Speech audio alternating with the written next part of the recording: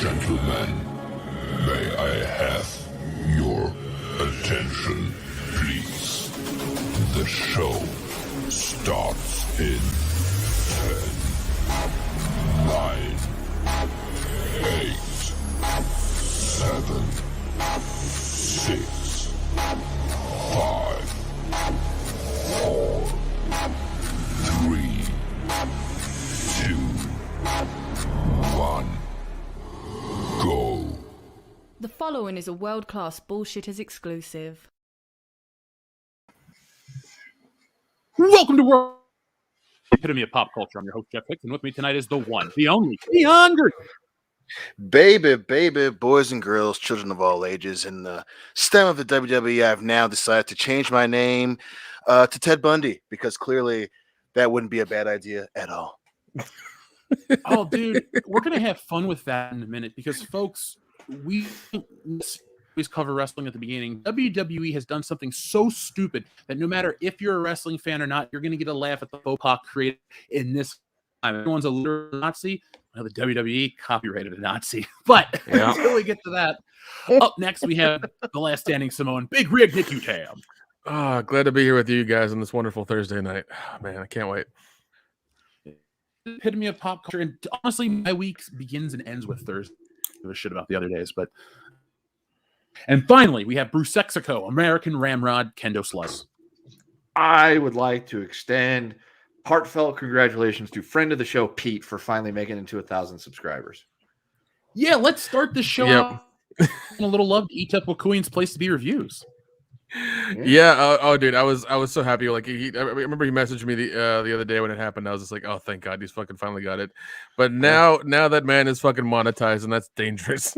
Yes, he will be monetized for probably about 2 weeks, because if he can't stay out of Facebook jail, his ass ain't keeping monetization. No. I hope he does, because he works too goddamn hard to not get monetized. He really, I agree completely, but he's a recidivist. 100%.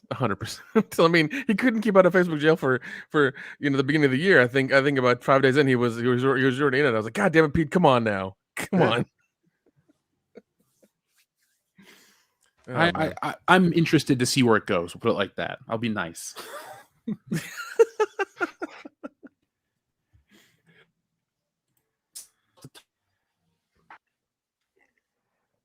Jeff, you there, buddy?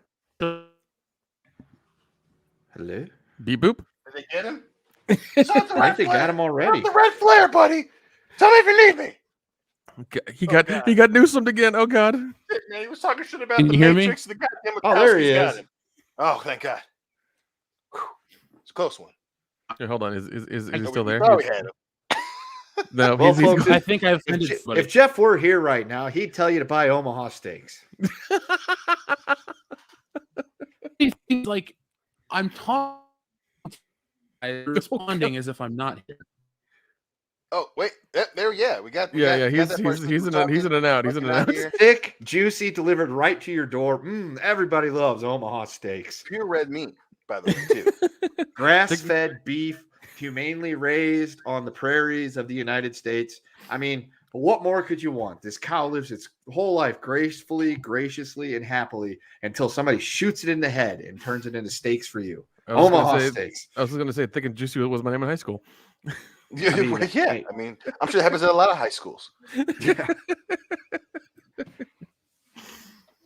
Well, I don't mean, worry, I think on the show notes, Jeff said, we had a new Patreon. We had a new patron on who subscribed to our Patreon. I don't know who that person is, but thank you for that. Also, Yes. we did put up. I did make a video about the first 3 episodes of Peacemaker, so that's exclusive to Patreon. Go watch that.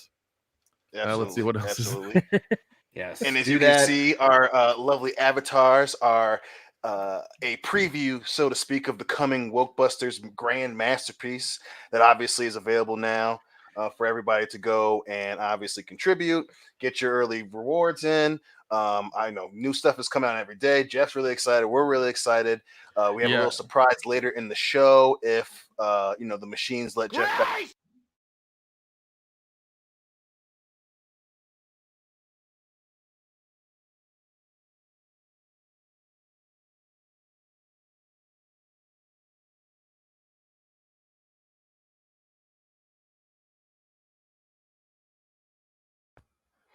Yeah, I guess the show really wanted me to take over. So even though we may have gotten robotically silenced by the There damn he goes. All right, okay. button. Okay. Oh, wait. If Jeff were here right now, he'd be telling you how excited he is for Wokebusters. And if you want to get excited and you want to have that feeling too, get Blue Chew.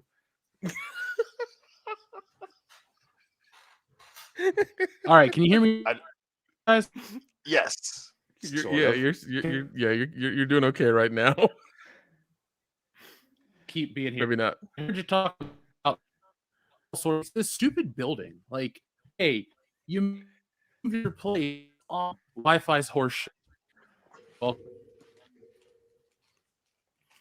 And he's well, it was working there for a second. this is ridiculous. You know what you guys do? Do me a favor. I'm going to lead you Yeah. off with something. I want you to cover the Gunther WWE thing because that's something you guys can cover without me. Okay. But Kendo, take it away, please. So, if anybody's followed WWE and NXT and NXT UK, you would know that they have this character named Walter, who's this big fucking German dude that can just pulverize people and whoop their ass. And he's fantastic. He's a hard hitter. He slugs them. There's nothing wrong with Walter. Everything was fine with Walter. We all knew who Walter was, except for WWE when they decided to demote him to the main roster. Decided that, our fans are too fucking stupid to know that this guy already worked for us under a different name. So we need to give him another name. So they went and copyrighted a new name for him and got him a new name. That new name is Gunther Stark. Gunther Stark, if you may not have been paying attention or anything anywhere, happened to be the name of a Nazi lieutenant that commanded a U-boat. So just when you think that WWE can't get any fucking dumber, they name a German wrestler after a Nazi. Oh my God. Now, the funny thing too is, as I was cluing in my significant other on this situation, she jokingly said, well, you don't think they were going to have a Nazi-like character, do you? And I said, it's the WWE. That's probably precisely what the fuck they were doing. Need I also remind you, Walter was already crazily over. The fans loved him. He was the UK champ. People were waiting for this dude to make it stateside. And they changed his name to a former Nazi commander. Just, fucking WWE. Oh my God. I couldn't believe it. It's the funniest and the saddest thing at the same time. Yeah, because the other morning I woke up because Jeff had sent us that message in the middle of the night, said something about we need to cover the Gunther name change. And I'm like, Gunther name change? What the fuck is he talking about? So I get up in the morning and in my processes of getting ready for work. So I'm taking my 10 minutes to read in the morning, as most people do. And I'm looking on there and I just typed in Gunther name change. And the first thing that pops up is Walter has now has had his name changed to Gunther Stark, who and shares a name with a well-known Nazi. And I'm like, oh, how about that? Way to freaking go, WWE. You named him after a Nazi. There's not enough. There's not enough nails in their coffin. They need to add more. It's hilarious how they just keep like.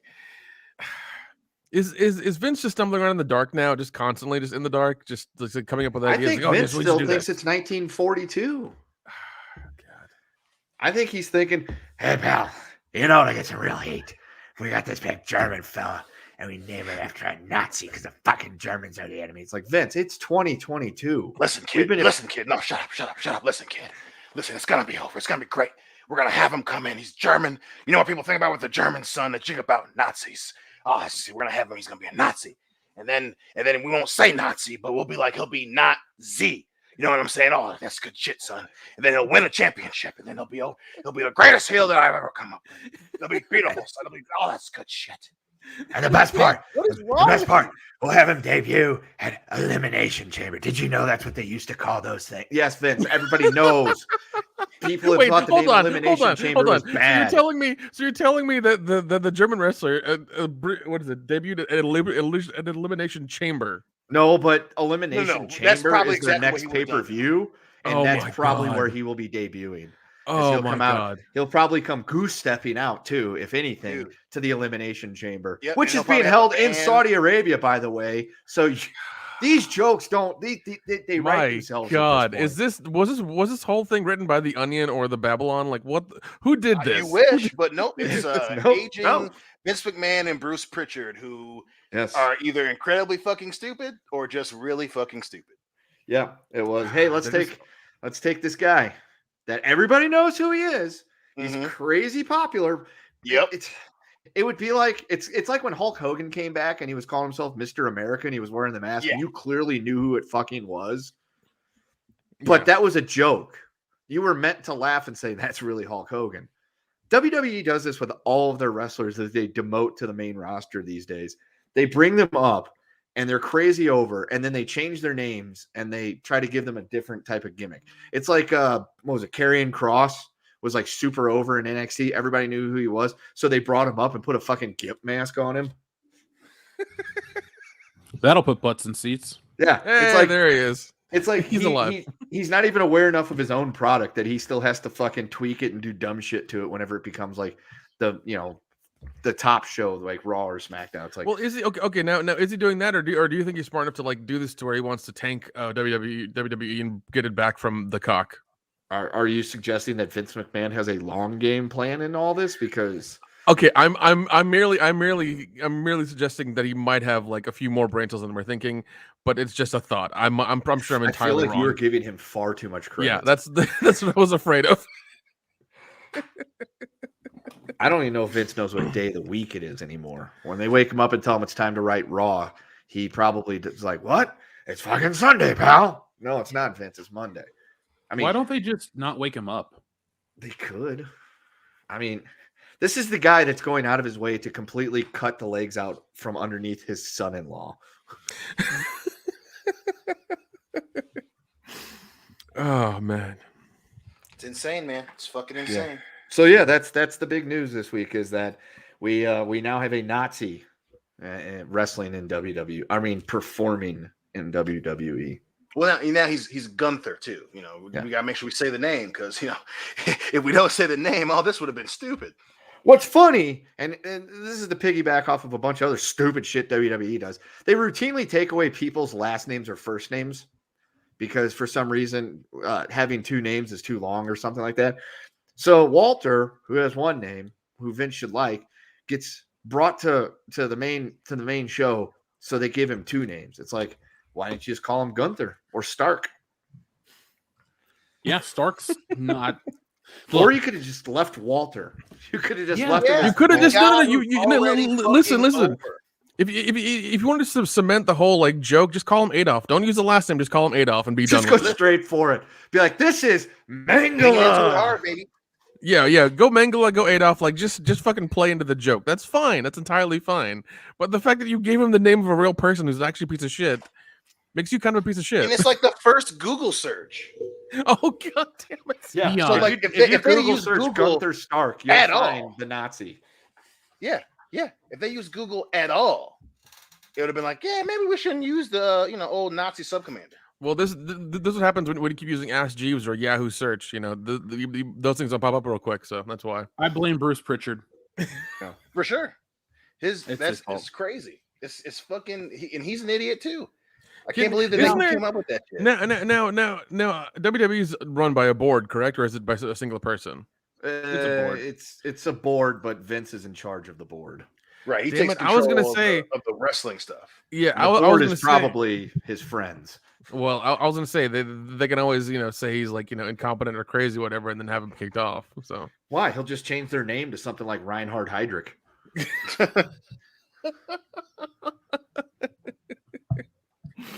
oh Now- god. Folks, on the screen, you see the topic of last week's show. Guys, last week was a lot of fun. Obviously, this week's going to top that one. But you remember our friend Foreskin? Yeah. Dude, of course. you know what she made last week. She really did. Thank you for blowing up on a live show that nobody really gave two shits about. Yeah. Anytime people melt down on a public forum, it's always gold. Just gold, Jerry. Yeah, always. So I wanted to include our friend Foreskin in Wokebusters, so I did. Would you guys like to see our first live woke meltdown that is going to get transferred to the comic? Oh God, yes. Lord. Oh God, yes, please. All right. I like how Dion's like, "Oh God, this could be bad. We could get in trouble." Who gives a shit, Dion? Yeah, what's Foreskin gonna do? Yell at us for not wanting to bang her? Yeah. So I would have loved to have been able to share the video and this at the same time, but we can only share one. So here's Foreskin and Wokebusters, guys. I thought we could turn it into an ugly creature. There should be a fucking tattoo like on her fucking right leg over there on the side, just kind of cement it, you know, it's her. She's got her foreskin wrists and Oh my nasty, God. loose, sagging skin. And remember, this chick is just a big talking head on G4, so that's what her monster is. She's literally a talking head. Dude, so. that is fucking hilarious. Oh my God. I almost want to do a side by side and put it on our Instagram and be like, Wokebusters coming soon. That is Well, incredible. folks, you can back Wokebusters right now. I actually have a little video to share with everyone since I debuted the new cover this week, and we'll talk about that a little later on. But I have a video of drawing our friend Foreskin here because everybody seemed to like to watch me draw the cover. So why not have this here? Everybody likes seeing you draw Foreskin. Yeah, everybody likes to see me draw Foreskin. They don't like to watch you draw Foreskin? I mean, I've never tried to draw any Foreskin. Well, there you go. Maybe you should try Kendo. Hell, I'll do that this weekend. Yeah. I think it'll be a good way to waste some time. So here we go. I'm going to draw. Here's me drawing Foreskin right here. Now, guys, what was it like when you saw yourselves as Wokebusters this week? Oh my God. Exciting. I was so always fun excited. being in a project Yeah. like that. Yeah, Oh, yeah. I shared it to my personal Facebook and my personal Instagram, and everyone's just like, "Oh, what is this?" And you need to know what it is. I kept giving them the link for it and everything, so they would know what it was and they could go buy it. But it looks like the action cover looks so fucking good. Even the pencil drawing when you showed it to me, I was still excited. But seeing it all colored and everything, that it's fucking awesome. Dude, Yeah, it was I epic am getting that back.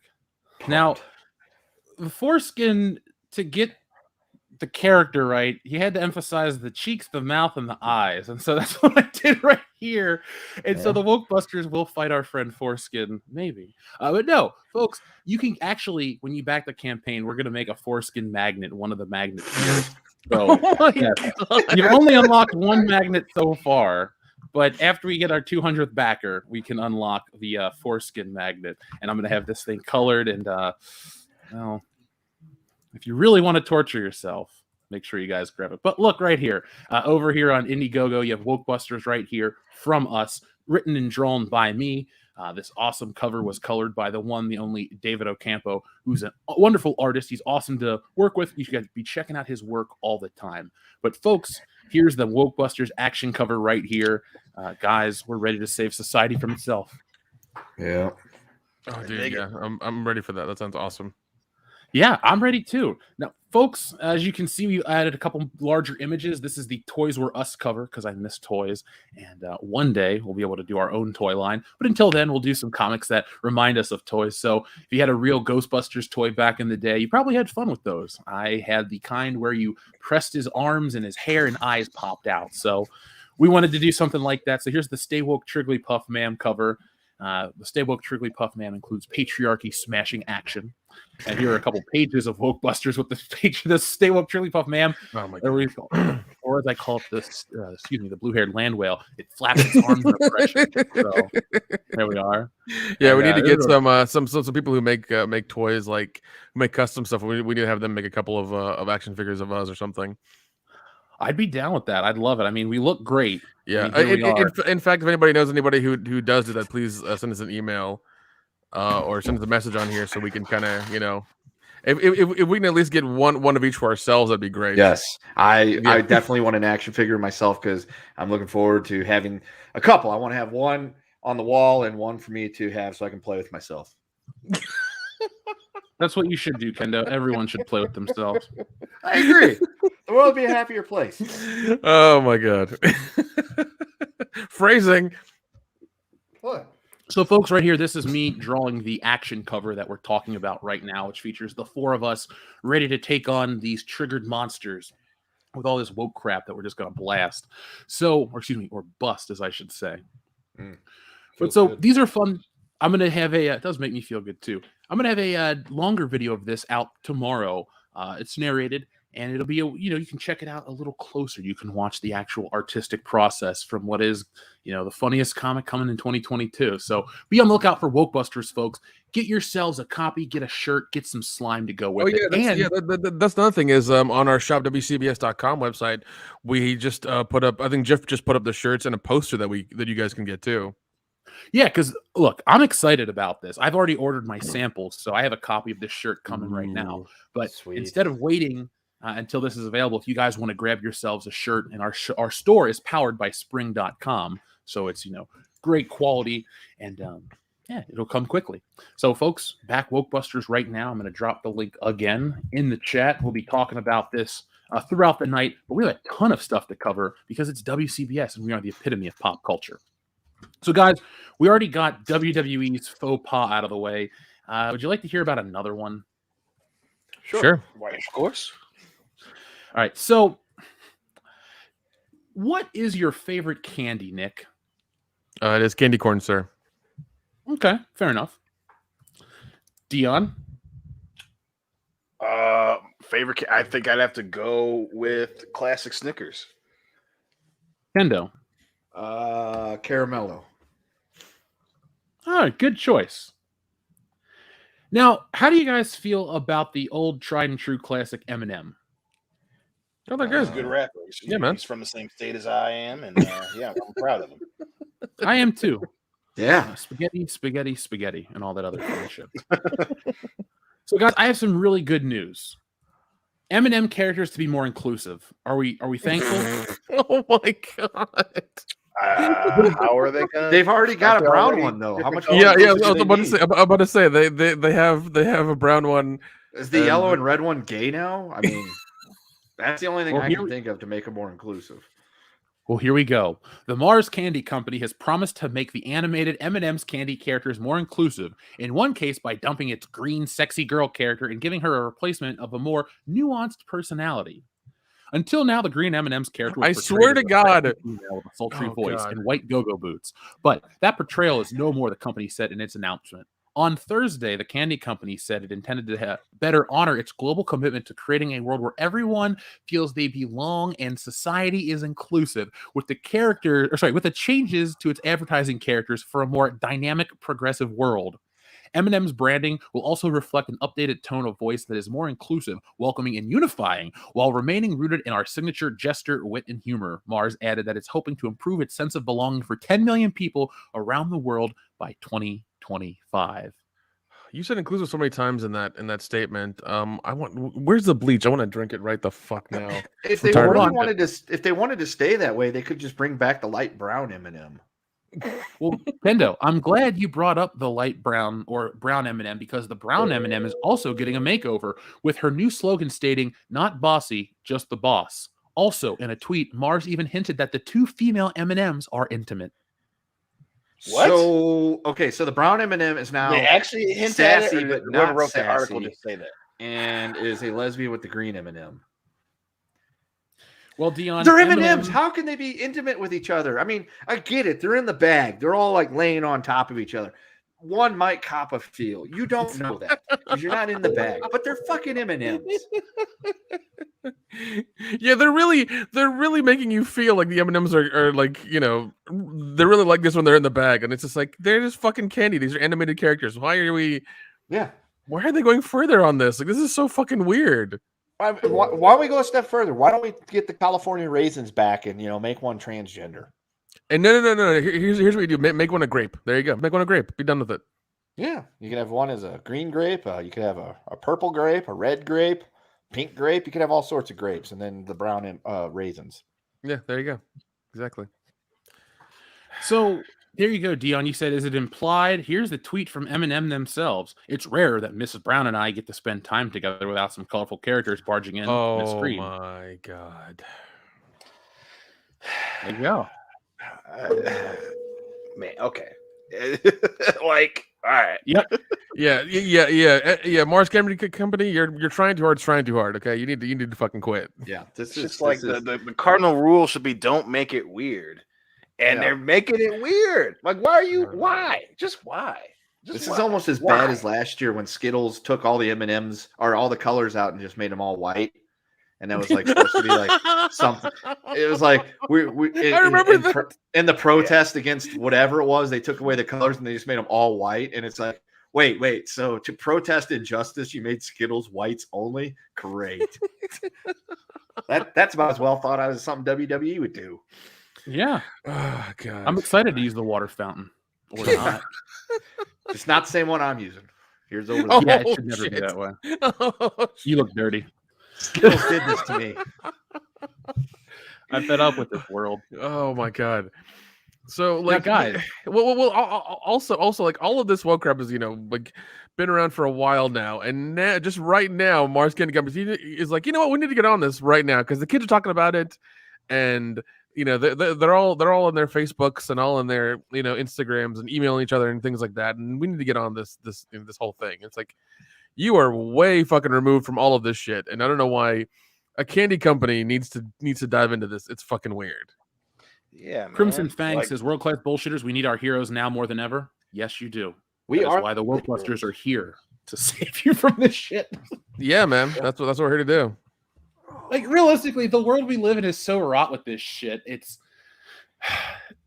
like we've now reached the point where we're so progressive that M&Ms are now progressive. It's like if we can humanize a fucking inanimate object, we're gonna make it gay and progressive, or black and progressive, or this and progressive, and we're gonna pat ourselves on the back for look at folks, Mars Candy Company. If the message is your M&Ms get eaten, so we're just gonna fucking savage these things anyway. I don't care. I might not even buy M&Ms now. Fuck it, man. I'm just saying, like, this makes me not want to buy M&Ms. That's what it does. Well, I mean, the thing is, the M&Ms, they all end up brown in the end. And they end up floating in a bowl of water right before they... There. Yes. And then they end up swirling and going to some treatment center to be turned into drinking water. Now, to our friend Watchman of Yah, by the way, Watchman of Yah, thank you for backing the comic before we went on air. The word of the week, it was actually given to us on Tuesday night on the High Council by a listener. I'll pull the name up in a minute, but this week's word of the day is slapnut or slapnut. So, Kendo, would you mind giving slapnuts the old WCBS word game test? All right, let's see. Hot tub slapnuts machine or hot tub time slapnuts. That could work. Or hot slapnuts time machine. That would work even better. A fistful of slap nuts for a few slap nuts more, and the good, the bad, and the slap nuts. And the guy that does the posters, I need that movie poster, the good, the bad, and the slap nuts with Jeff Jarrett standing there with a fucking guitar. And I want WCW 2000 Jeff Jarrett with the fucking sunglasses and the short cut hair. And that's so it works. Mr. Slapnuts to you. That's true. Oh man, like fucking candies. I just don't know. I don't know anymore. I'm fed up with this world. Weird, man. Like, I get, you want everyone to buy your candy, which, hey, that's business, right? But you're just making it weird. Everyone's just gonna side eye like, what? Why? There are some things you don't have to throw into the arena, and fucking M&Ms is one of them. No one's looking at M&Ms like, damn, man, I just really wish that I felt that M&Ms, just represented me, like I want to eat them, their chocolatey goodness, and I want it to feel like they are also for me as I'm already eating them, Right. I just... Listen, unless I see Eminem in a wheelchair, I ain't fucking buying any fucking M&Ms. Yeah, my question is this: who are they trying to market to? Because everybody already fucking eats M&Ms. It's not like there was like some marginalized group that was being left out of the potential M&M, apparently candy experience. Apparently, what's happened is everybody on the planet had M&Ms, and they keep selling them at a consistent rate that they want to just make they want to even make more money now, and I don't know how that's fucking possible. So. It'd be like if they tried to wokeify Reese's peanut butter cups. It's like, yo, your candy's already one of the most popular ones out there. Everybody loves it. You don't have to appeal to anybody. They already appeal to everyone of every walk of life. They're candy. Yeah, it's fucking candy. I don't know why we have to do this to candy. Ninja Lawyer Steve, thank you. He says lesbian M&Ms melts in your not in your hand. Oh god. Oh, that's yeah, okay. I'm looking forward to seeing somebody take that idea and run with it and make some weird fucking crazy M&M sex cartoon out of it. No, I mean, I'm not going to sit around watching it for fun, but I'm just going to be like, I mean, you serves probably them right. already did Rule 34, sir. Especially, that's why I started laughing. It's like sexualized. It's like, we all knew, green was the one to smash on for sure if you were, into lady candy. You know what I'm saying? So it's just weird now where it's like, well, now she's going to be changed, and her and Brown are on a cruise in the sun. And their chocolate. Well, like, yeah. I was about to say they're on a chair in the sun. They're gonna melt in any moment now. It's gonna fucking happen.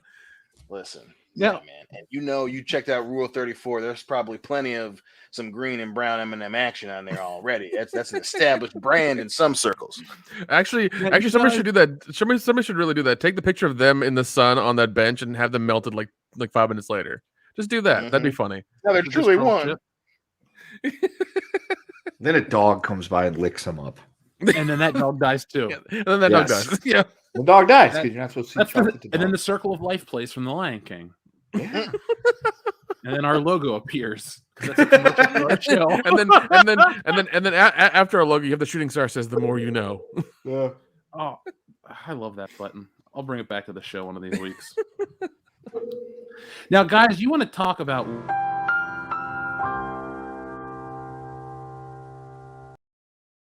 Okay, it was here the whole time. There it was. Now, you guys keep talking about weird stuff. I've heard you say the word weird. I got a weirder story than more inclusive M&Ms. Oh, fuck. Oh, you'll love this one. This is our fucking wheelhouse. Now, we're not Final Fantasy fanatics. I'm sure. Does anyone here on the panel like Final Fantasy? No. I mean... I've never played it and I've never wanted to play it, so yeah. I played 7 once and I hated it because I played for 2 hours and it didn't have a save point, and I lost all my progress. And I'm like, this is stupid. You should be able to save whenever you want. I never played it again. Well, I got some great news. That's about it. Well, I got some great news for our Final Fantasy fans, but it's going to be better for us. Italian Senate meeting interrupted by Final Fantasy pornography. Yeah, buddy. Yeah, right. Buddy. Leave it to the Italians. A Zoom meeting with the Italian Senate was hacked with Final Fantasy pornography. Zoom bombing has become a thing as important meetings are conducted online during the pandemic, including those by the Italian Senate. Well, see, this is what happens when you make your password meatballs, okay? Yeah. Now, this particular meeting included a Nobel Prize for Physics winner Giorgio Parassi among its participants and was a seminar entitled Towards a Transparent Civil Service. All went well until a user by the name of Alex Spence entered the chat and, on screen share, displayed CGI pornography of Tifa Lockhart from Final Fantasy VII. Eventually, after cries of sex offender and oh Cristo, the user was removed. According to ANSA Politics, Senator Maria Laura Montavani, who organized the event, reported the incident to the police and voiced hope the culprit would be reprimanded. The incident was, of course, removed from the official VOD of the event, but quickly went viral on social media. You can blah. Okay, so there we go. So somebody attacked me. Personally, I think more government meetings should have fucking pornography blasted behind them, because then maybe something might actually get done. I think you're right about that. But no, that was the thing. You get hit with that hankering, you gotta take care of business right away. Well, wasn't there some like CNN dude or some government guy who was spanking it to during a Zoom meeting or a Zoom break or whatever, and he had to be let go, or they had to get him some help or whatever? Are you talking about Jeffrey Tubin on CNN? Some company, yeah. There you go. There you go. Was having like a board meeting or whatever, right? Yeah. Yeah. CNN was just having like some kind of Zoom meeting or whatever, and Jeffrey Tubin was fucking cranking one out, thinking his camera was off or something like that in front of all of his colleagues.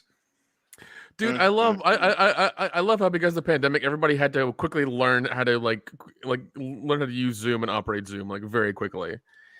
And like you clearly fell. Yeah, you had no time from standing. Yeah, you had no time to like fuck around. You had to know exactly what you were doing at like every moment. You'd have the security on, the passwords and shit like that, because like for a while that people were hacking into Zoom meetings and just like whenever links would pop up on somewhere, they'd go in there and like show porn or show other things like that and do dumb shit. And then they had to like privatize it, and then they had to do other things. And I'm just like, oh my god, dude, it was wonderful. It really was. Like the gap in technology understanding was wonderful. It's like kids who understood it, then people were just like, what's going on right now? Like it was wonderful. Dude, it's so funny when you're reminded of how people don't know how to work technology. It's like, like there was the one court case or whatnot, and one of the lawyers, the cat filter got turned on and he couldn't figure out how to turn it off.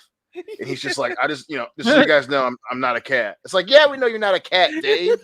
Shit like that is funny though. Yeah, That because type of it's stuff I like it's a serious thing, and we're just like, you fucked up, man. You clicked the wrong thing. You went into the wrong options, and you just fucked up. Or when WWE went to the Thunderdome, and they had all the screens, and you could sign in and get your face to be on TV, and then one dude was just playing porn. Yep. Yeah, I remember that one. Now, guys, I looked into the Jeffrey Toobin stuff a little more. He got rehired back. I just love the top headline is Jeffrey Toobin returned to CNN on Thursday, 8 months after he exposed himself during a Zoom call with colleagues at the New Yorker. Like, yes, what a thing to explain yourself and getting back at work. It's like, hey, man, where you been? Well, jacking it in San Diego. Listen, all my colleagues saw my twig and berries, and they needed 8 months to get over it, and now I'm back. Can you imagine? I just couldn't wait to the end of the meeting. Oh man, Can you imagine if you worked for like a real organization, not a fucking clown show like that, and you actually got let go, and you had to like go to get a new job and turn in your resume when they asked if they could contact your previous employer? You had to say, I'd rather you didn't. And then, or why did you get let go? Well, let's see.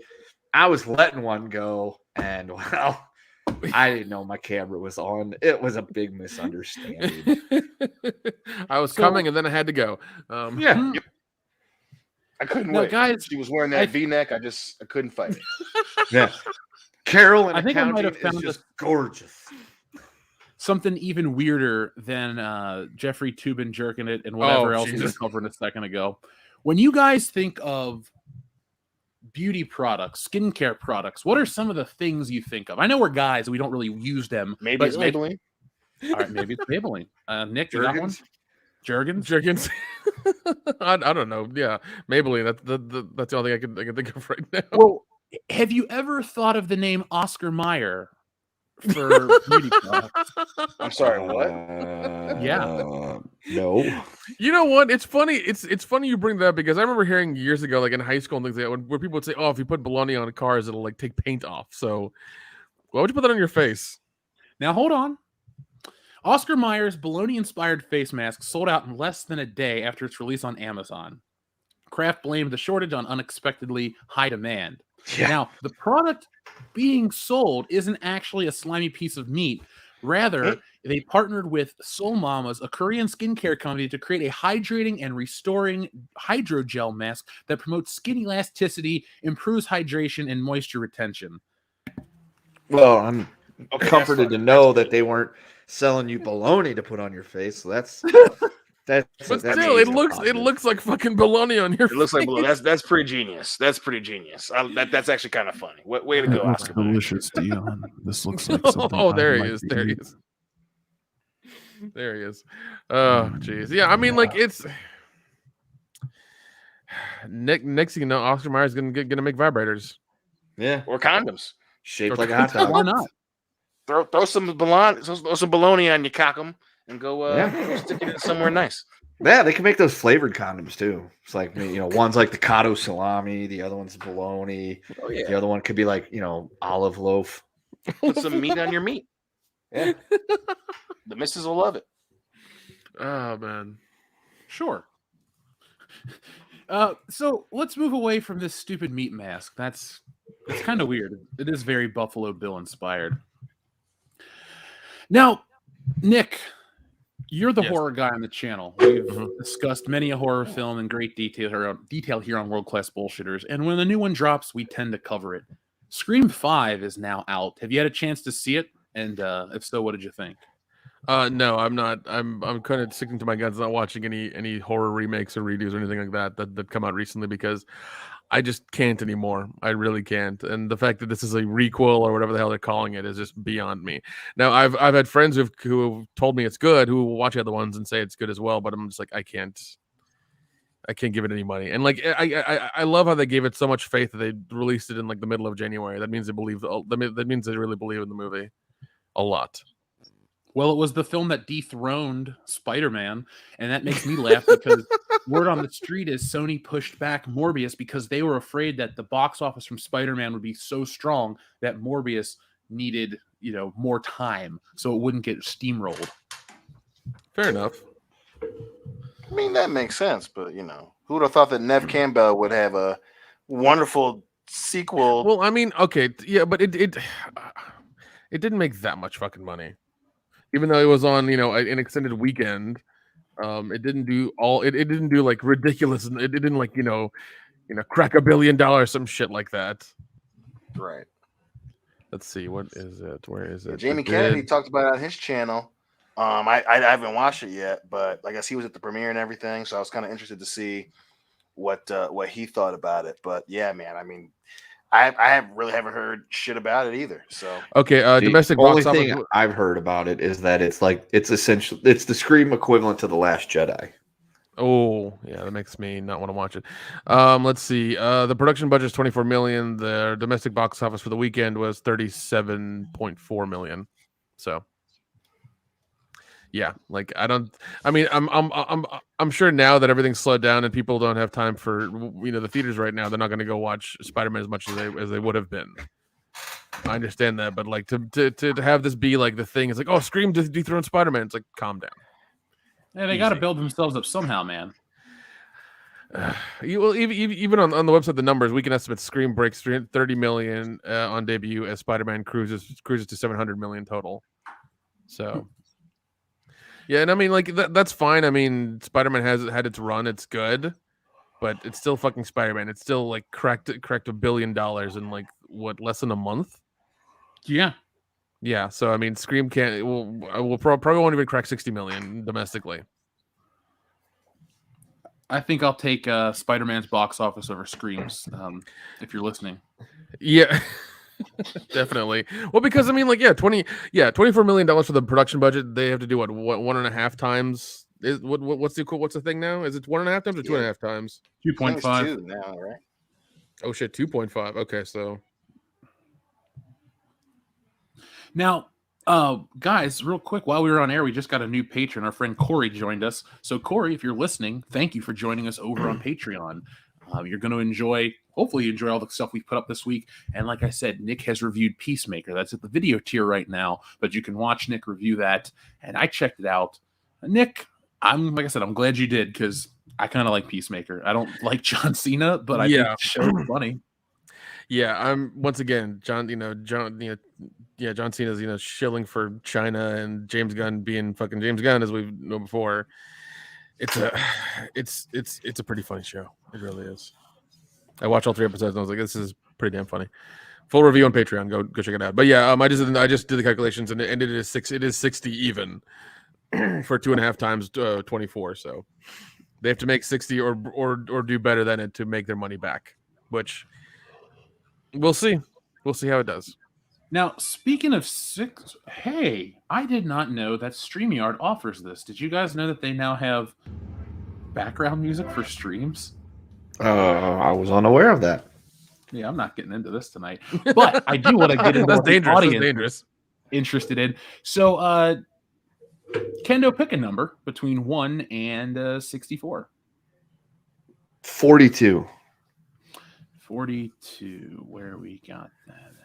Did you see that guy accidentally hit that moose with his car? No. Holy shit. Jamie, pull that video up. It's Mr. Flatnut to you.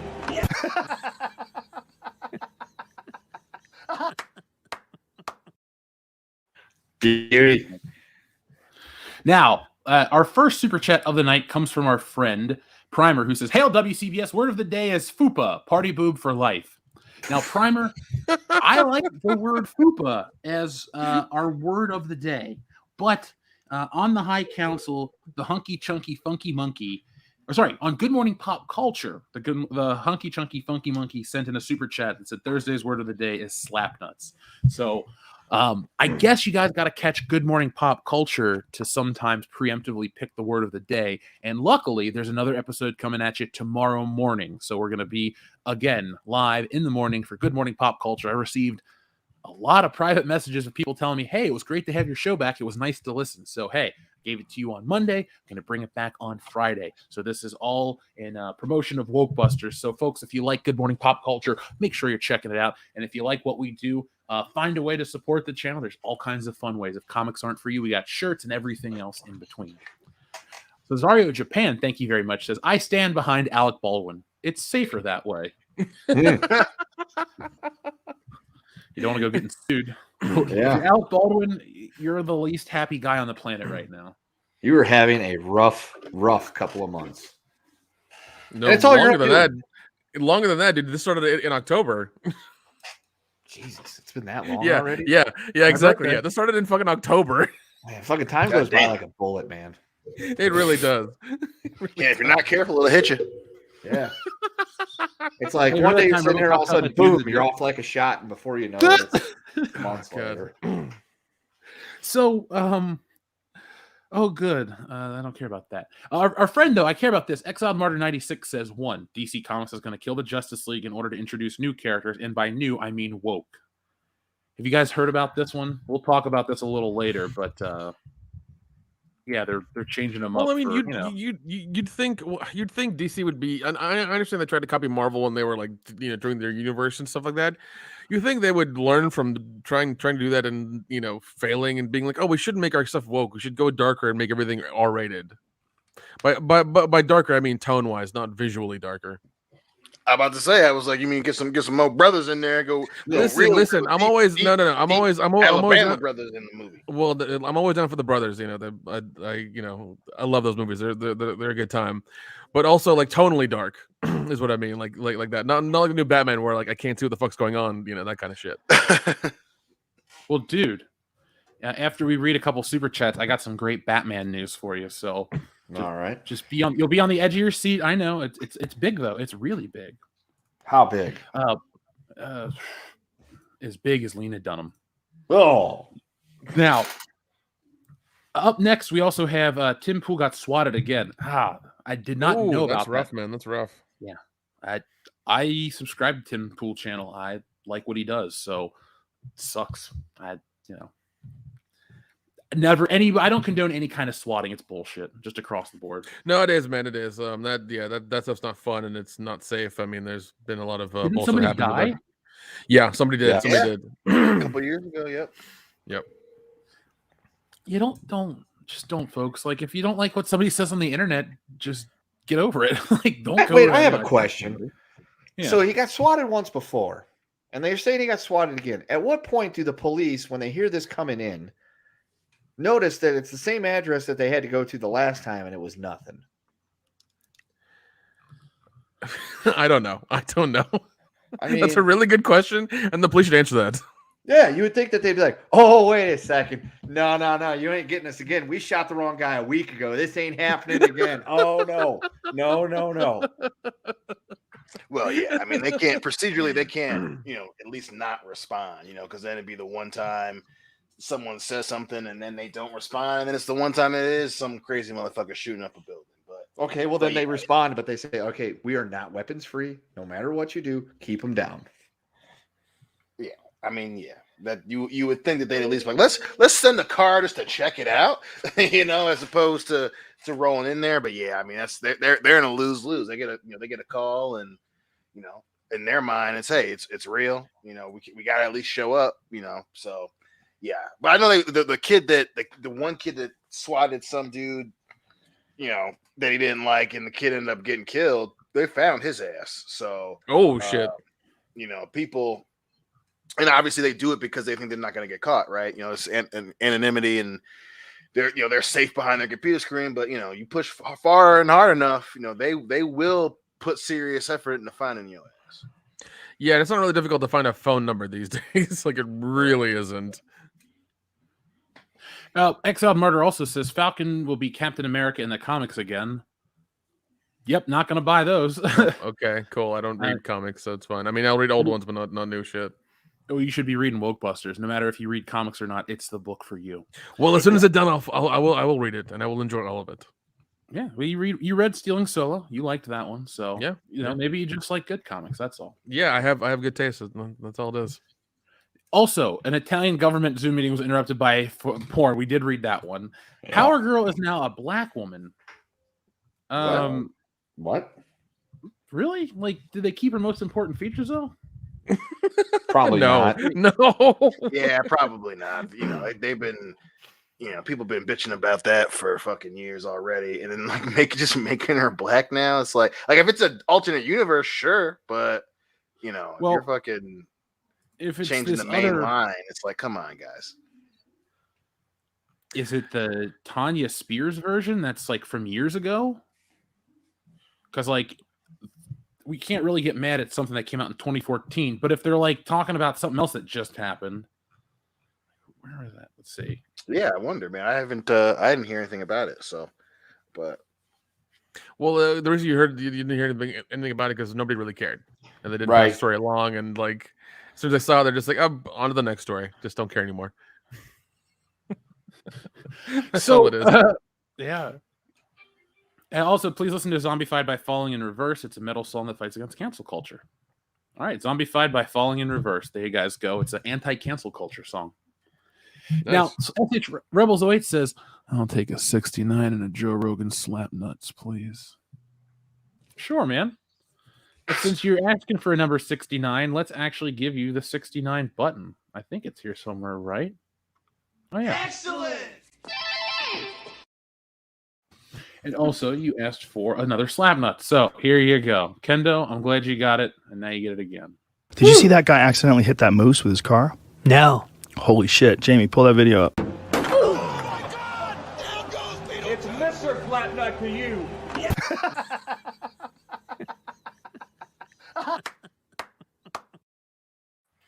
R.I.P. Beetlejuice. That will never, ever not be funny. No. Shock and Funk, thank you very much. Says, what up, y'all? Looks like Disney finally figured out Boba. His best moments is fumbling about in a kitchen trying to catch a rabbit-looking droid, then give it the I'm Batman treatment. Dion, have you watched the newest episode of the Book of Boba Fett? Yeah, it's pretty fucking whack. It's pretty whack. So, like the last two episodes are just Boba Fett getting his ass beat the whole time. Like he kind of has a cool fight scene, but then again, he's just getting his ass beat. So it's just, yeah. And that particular scene is really fucking dumb. Yeah, it's really fucking dumb. At some point, I wanted to believe like, hey, yes, what they did to Han and Luke, that was mean-spirited, but they're not going to do that anymore. And now they're doing it with Boba Fett. I swear Disney has a direct line to my brain. They're like, hey, who does Jeff like from Star Wars? Let's fuck him up this week. Like every Star Wars character that I like is going to get that Indiana Jones treatment right over the pinball table. So Disney, if you're listening, and I know you always are, I love characters like Holdo and Rose Tico and Rey. Please give them the Book of Boba Fett treatment. I want a fat Rose Tico TV show where she rides around on a Vespa scooter and cries. There you go. That's actually way more fun than the Book of Boba Fett. Yeah, dude. It's just they don't get the character, man. They just don't fucking get the character, and it's so frustrating. It's so and I get that they want to give him dimension, but now he's he barely has his armor on. He's going on and on and on about bullshit. Now because he's he took over Jabba's territory, and he's like, he's got to verbalize everything. Oh, well, I need to strike back and blah, blah, blah. I'm like, dude, just be the ruthless badass from the original trilogy. Like, what the fuck are we doing here? You can have him be a good guy and still be ruthless. I mean, he's supposed to be an anti-hero, not a goddamn superhero. And it's just frustrating. And then he'll have moments of stupidity where he did something in a previous episode or earlier in the episode, and then he won't do it later. Like obviously the fight scene from the first episode and he has a fucking jetpack and he doesn't fucking use it. Then he's carrying his blaster around and he's not fucking using it. and it's just, Well- oh my god, now Rancors, are fucking golden retrievers, and it's just so fucking. Oh my god, I heard about that. Oh god, I had so much faith in Robert Rodriguez for so long, but he's shit the bed, dude. I swear to shit God. the bed for sure. I used to love that man. Used to love that man, but now it's just like, God damn it, dude, you've really fallen off, haven't you? You really fucking fallen so off. Bad. This is so bad. Like, instead of him being cool as shit, and then he's a fucking idiot. Like, he's flying Slave One right above the Sarlacc pit, and the Sarlacc attacks Slave One and tries to eat it. And it's just like, what the fuck, man? Like, why? Fucking why? Well, I saw the first one now, and it was, it looked nice, but like when he got attacked and didn't use his jetpack, I was like, what the fuck? I didn't dislike him not training, but like the whole Tuscan Raider thing. That story kind of had a nice little resolution, but I know it goes downhill. Like, I'm scared. I don't know if I can handle the fucking Vespa Rangers. Oh my god. So that particular episode, he's chasing the mayor's assistant or whatever, and it's the lamest fucking chase scene. I mean, it's literally like the scene in Samurai Cop where they're chasing after the van. I mean, it's they're trying to make it seem like they're going really fast, and they're not. And the fucking the Beetleborg Rangers are chasing after him, and they're no one's going all that fucking fast. And then like they keep doing like he's driving through marketplaces and shit, and it's like they've completely taken away all the cool things about Tatooine. And like there's so that the Beetleborg Rangers are chasing, and she goes like one of them. She goes up the fucking stairs and like lands on his speeder, and it crashes. And they try to do this cool where she turns it to the side and comes to a stop to make her look cool, and it comes off. It looks so fucking dumb. Like, so she crashes the dude, and she goes to turn to stop, and it zooms in on her. And it looks whack as fuck. It is so Disney Channel bullshit, like Disney Channel cool, and it's just like, man, this is terrible. This is utterly. And then Boba shows up on his jetpack, lands. He goes, "Where is he?" And the dude goes, "Oh, he's with the Pikes." And it's like, why didn't you just do that? You have a jetpack. Why didn't you just do that? Oh my god, man! It's outside of the Wookiee. Beating everybody's ass. Nothing cool has happened, and he hasn't done anything fucking cool, and it's fucking ridiculous. Now, I've noticed, excuse me, the thing I've noticed about this show that's interesting and different this time is how the media is talking about it. Because when the channel really took off, we were all talking about how these Star Wars movies are shitty, but everyone says how great they are. Now the exact same publications have become the thing they swore to fight, and now they're calling out Boba Fett. Now, are they not getting paid from Disney? I don't know any of that bullshit, but what I do know is that nobody really likes this show, and like every week, every day, it seems like there's a new article talking about how it sucks, and it's not in like broad terms or not vague terms either. It's very upfront with how people feel about it. But I do have something that wants to defend the book of Boba Fett to a degree that makes me want to vomit. Would you guys like to hear this one? Oh, please, I don't tell me think I want to, Yes, it's from might as the Mary well. Sue or something. Well, from our friend at the Mary Sue, leave the bikers from the book of Boba Fett alone. They're fun. You guys ready to hear this shit? Oh God, no, but sure, why not? For some reason, there are a lot of angry people that there were colorful hover bikes in Star Wars. It's like they ignored the fact that Greedo was bright-ass green. The controversy online overshadowed the actual criticisms of the third episode of the Book of Boba Fett because fans were complaining that it did not feel Star Wars-y. What I means, I don't know.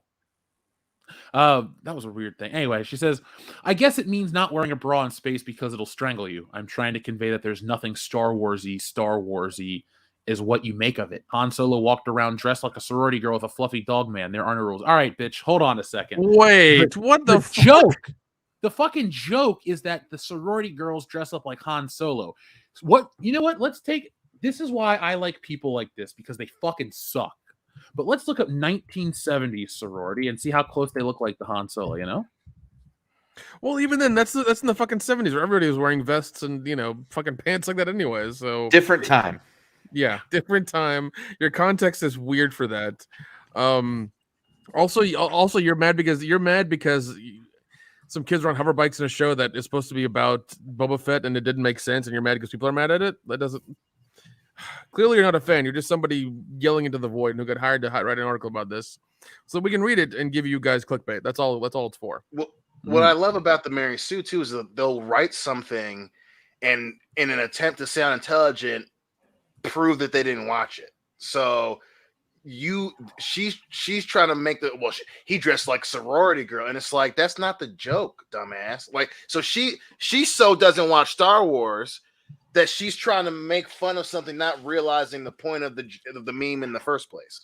Yeah, exactly. It's just like, come on. Like, at some point, even you have to read what you wrote and be like, damn, that did come off as stupid as hell. Here's a picture okay. Here's a picture of sorority girls from the 1970s. I don't see a single vest or a gun belt on them. I would like to point out that photo is 51, almost 52, 50, almost 51 years old, which means all those women are in their late 60s, early to mid 70s, which means they are prime real estate for Dion. Oh, yeah. Well, hey, we all got our flavors. You know what I'm saying? Mold Stale is yours. But hey. Apparently, Dion's his mothball. Yeah. That was genuine. Now, so let's hear a little more about what our friend over at the Mary Sue has to say. Thanks to the Hollywood Reporter, we get a look at the Virtual Television Critics Association press tour panel for the show, where Tamara Morrison and star Ming-Na Wen were asked about the bike gang that Boba adopts in episode 3 of the series. They were asked mainly because at times Star Wars fans focus on the wrong things to be upset about, like ignoring the killing off of the Tuscan that Boba Fett was with, to instead focus on bikes that are bright colors. Okay. Some of these things are out of control. We can't say as performers. We don't work with these people. That's not good enough. They brought a lot of color to it. I thought they were great. That's what Tamara Morrison said. Oh, God. And then this person goes on to say about the treatment of the Tuscans. The actual controversy from the episode came with the murder of the murdered Tuscan tribe that Boba Fett was living with. Morrison explains how he pulled from his own culture and history and his portrayal that went into bringing the Tuscans to the book of Boba Fett. What? Wait. What? Isn't he like from New Zealand? Yeah, so of course he's going to need to bring the Maori tradition or whatever. Maori, yeah, but I mean, but it's like they're fucking but even then, like they're fucking Tuscan Raiders. Like we've seen them murder and be assholes to people for like 40 fucking years now. I don't see why we're trying to humanize them all of a sudden. They did it a little bit in Mandalorian. It was like you had a better understanding of who they were, which is kind of cool. You kind of had a little insight into that. That's fine. But they're doing it more and more now. I think they're trying to make them into like these cuddly things that they're going to make action figures out of very soon. Like it's going to be the next show that comes out where they're like Luke will talk to them, or they're probably trying to make it for the Obi-Wan show where Obi-Wan talks to them and their friends and shit as well too, or something. That's probably what they're trying to do. Where they're going to be a big part of that show. That's why they keep showing it now, because they're showing it in Mandalorian where he talks to them and he can like know the language. They're doing Boba Fett as well, which is kind of they're redoing it basically, and I think they're going to use it for the Obi-Wan show because Obi-Wan's only on Tatooine as far as we know, and we know there's the Tuscan Raiders there too. So I think that's what they're trying to do. They're trying to make it normal for everybody to see it, so that when they premiere that show, with the Tuscan Raiders being in it all the time, that it's normal. It's just a thing then. They were peaceful until Anakin killed them. Didn't they like torture his mom? No. Well, No. She worked for them voluntarily. She was getting moisture berries, and they said, "Come here, bitch. You living with us now." She agreed to go work with them and help them out in a few ways, and she just fell down the side of a cliff one day after slipping on a bar of soap. Because she was tied up to straighten her back out. Anakin walked in and took the whole situation out of context and murdered all those innocent people. Yep, that's what it was. She that is their logic. Enslaved. Nope, that didn't happen. Definitely didn't happen. And you guys need to work in politics. You're really fucking good at that. You do realize. Yeah, thank you. Yeah. And they definitely didn't try to murder Luke, randomly. No, they were trying to help him. It looked like he was broke down in the middle of the desert. Right. They showed up to try to help. He Mhm. panicked and freaked out. They were just defending themselves at that point. God damn Right. it, guys. They are the victims I here. am on the verge of believing you guys need to go work in politics. It's fucking scary. It's really fucking scary. Absolutely. So, Dion, is there any hope you think for the book of Boba Fett? Think it can get cool No. now that they were No, I hinting think at the it's Mandalorian? going to be. Yeah, it's gonna be pretty whack. It's they had one storyline where these twin Hutts were probably gonna go to war, but then they quickly abandoned it. They sent the Wookiee dude to kill him. They jump him and throw him in the Rancor pit, and then they're like, "Well, we want to come and apologize, and it's not us." And the mayor gave us bad information, and he's the one that wants to kill you. And we're gonna leave. And it's like, oh, okay. I'm glad that we didn't get to see anything cool with the Hutts. Thank you. So it's not gonna be good. It sounds like the show is just a wet fart is basically what it sounds like. It is. It's super underwhelming. The ratings are dropping on social media, not social media, excuse me, Rotten Tomatoes and stuff like that, which is Those are just interesting Russian how bots. Yeah, but before it was the story was it was Russian bots. It was trolls. No one could dislike Star Wars. There's a huge discrepancy. Now it's taken this long, 5-7 years for people to finally stop buying into the Disney hype.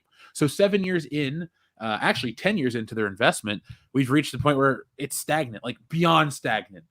Before it was, well, it's stagnant, but at least there's this movie that people can look forward to, not us, but other people. Then that movie comes out, underwhelms, and then it's just been this fucking stagnation of Mandalorian's fine, but it's really not as great as people say at times. But Luke Skywalker's here, so that's good enough. That episode kind of simple. Baby Yoda's cute. Like, we're over all that. Like, the gimmicks, the jokes, all that dumb shit, it just doesn't work with Star Wars. And now we're just kind of left with a gray puddle. Well, I mean, I was entirely on board with Mandalorian in the first season. Honestly, I was. It was a good show, a new character we didn't know about. After the old three movies, like how there was the falling of the Empire, and everybody was trying to figure out what was going on. There was a power vacuum there, and things were just like very fluid, and I enjoyed that kind of aspect of it. Season 2 was dumb because it was just we spin off every episode for 18 more Disney shows. And I don't see how they're gonna do season 3 because Baby Yoda's gone. What is his purpose now? Luke's got him, and what is he gonna go do? Unless it's gonna be Mando and Bill Burr for 8 episodes, I'm not gonna fucking watch it. Well, what they've done is they've created a show that's what the Boba Fett show should have been, and it was awesome in theory, and then execution was pretty good. And then it's, well, shit, now we do want to do the Boba Fett show. How can we make the derivative seem like the derivative so everyone comes to watch this main event? And I don't have numbers because none of us have numbers, but people don't like it. I rarely see articles going about how great the Book of Boba Fett is. Yeah, and I know they're banking hard on their VOD service now, like really, really hard. And I'm glad I don't have it. I'm glad I don't pay for it. Honestly, I've been done with Disney for a while now, and I'm glad that they're not getting any more of my money at all. Now, here's an interesting part that this article ends with. As someone with a Princess Leia tattoo on my arm and a cut quote from Rogue One on the other arm, I'm saying that the biker gang was fun. So first off, this lady wants to use her status, her authority. And so look, hold on a second. She jumps the gun and gets a fucking tattoo based on a trailer. Oh, it's going to be this great thing. I'm such a big Star Wars fan. It's like, you know what I'm going to do, lady Rachel? We're all going to get deleted scenes tattooed, and then we're going to fucking throw our dicks around and act like we have the final say and everything because we got a deleted scene tattooed on our arm. Dion, what's your favorite deleted scene from a movie? Or can you think of a deleted scene from any movie that you like? Oh, man. I mean, I think the deleted scene that I love is it's a small Rob Van Dam movie, and it's after a sex scene, and it's them cuddling in bed. And she's like, "What are you here for?" And he's like, "I don't know. I'm gonna get." That's my favorite deleted scene. And then any deleted scenes you want to get tattooed on your arm? The one where Dan Aykroyd is dressed like the bullfighter. Oh, so you're just gonna get some cross-eyed tattooed to your head? Yeah, it's just gonna be Dan Aykroyd's O face just tattooed. I'm gonna get right there on the side of my leg. Oh my god, Nick, what about you? I'm gonna get the octopus scene from the Goonies that wasn't in the theatrical cut tattooed on my on my rib cage. There we go. Let's put it somewhere seductive. Let's put it there. It'll be nice. It'll be real cute. You know, I'll get it nice and colored and everything. That get a good artist to do it. It'll be great. I know a guy. I'm such. You do actually. God, No, Jeff. You should get McClunky tattooed on the side of your head. Yes. That's in the movie though. I gotta show what a fan I am by getting a deleted scene tattooed. Oh, that's true. My bad. It's in the Just movie. get the original scene on there. It's been deleted. Yeah, that's true. That's true. Get the original scene of Han shooting first tattooed on you, and everybody will be like, "What the fuck is that?" What I'll do is I'll get a film cell, like a strip tattooed on my back, and each strip or each cell on the film strip will have the original edit of the scene. There you go.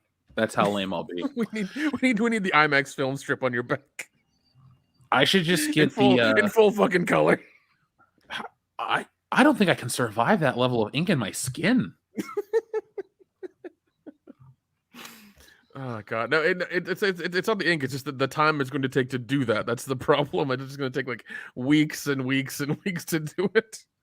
I'm not that big of a Star Wars fan to do that. I mean, clearly I'm not Rachel from the Mary Sue who. Clearly not. You're not fair enough because you don't have two tattoos from two movies that that she loves. Obviously, no, I just have the respect of my audience on Star Wars. But hey, I don't have any tattoos, so who the fuck am I? Yeah, I mean it's really shitty that you don't have any Star Wars tattoos, Jeff, because that makes the tattoos make you a real fan. That's what that means. That's what. Really, so.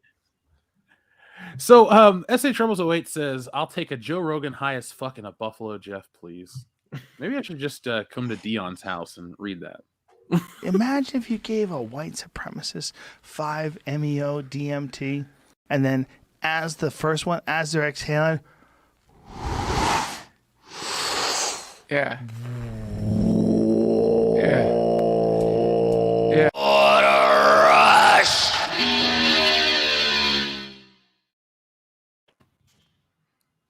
And then what was the other one you asked? Buffalo for? Jeff. Oh yeah, Buffalo Jeff.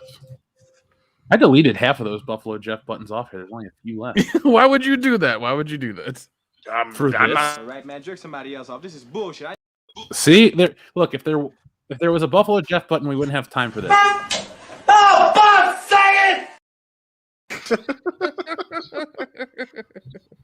You found my secret button. Lucky you. Lucky me. I found it. It's right behind you, Dion. Shock Funk, thank you very much. Troubles 08, thank you very much. Xavier de God asks, do any of you guys plan to watch How I Met Your Father? Also, I heard at the end of the first episode it says in memory of Bob Saget. I won't be watching it. What about you guys? Hell no. No, man. They pissed Rumor me is off it's with that. really bad. Yeah, they pissed me off with season 9. God.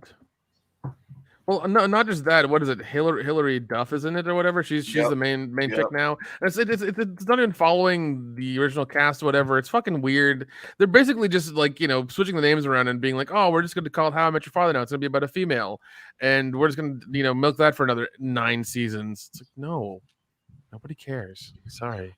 Yeah, that show was lightning in a bottle. Then they fucked it up with season 9, but it was lightning in a bottle. Yeah, exactly. I just keep seeing the trailer incessantly or nonstop. I can't handle Hillary Duff's face. Well, it's one of those things when and I know what you mean when they show the trailer that much, and especially when they do it with movies and things like that. Whenever they do it with that stuff, it always makes me think it's like, oh, you're doing this because you don't believe in it, and you're just pumping money into the trailer being everywhere, and you yourself, the company, know it's bad as well. You just want us to watch it. Because I remember with a bunch of movies that they've done that with in the past, it's always been like, this movie's crap, and it comes out later that the movie was crap. Or a movie Stunning and Brave, and it was neither. Excuse me. I'm dealing with a cold still. Up next, we have our friend Hot Cheeto 69, great name, says, "Hey guys, love the show. You make my time restocking shelves bearable. Any plans on watching the new Scream?" Sadly, no. We heard from Nick. I loved it. Also, hi Joe Rogan, please. I didn't realize that was Pursuing paranormal. I don't think Hilary Duff is ugly. I just lived through Lizzie McGuire, and I can't handle her face anymore. So there's a method to my madness. And then you requested another Joe Rogan high. I'll press that in a moment since we just did one not too long ago. But guys, remind me on air, and I'll do it. Right. Ninja Lawyer Steve says, looks like a feminist MODOK. Oh, you think Frosk looks like a feminist MODOK? I agree with that statement, don't you? Yes, I agree. Thank you for the enthusiasm and the attention.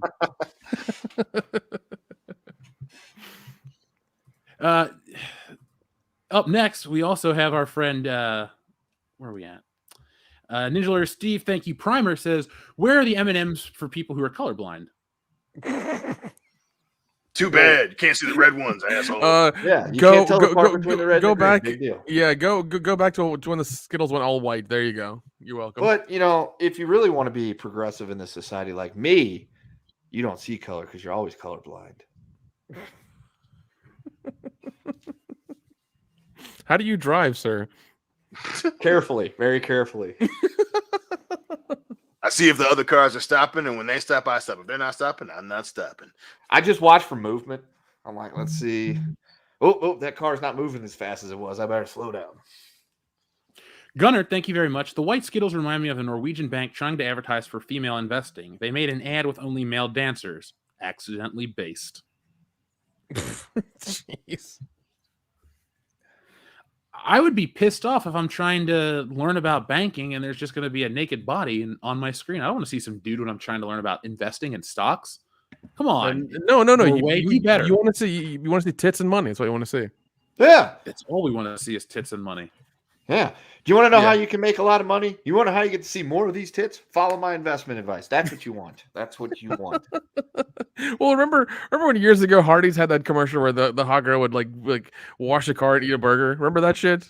Yeah. That shit was genius. That shit was great. It was Paris Hilton, Never gonna happen again. Yeah, she was in a couple of them.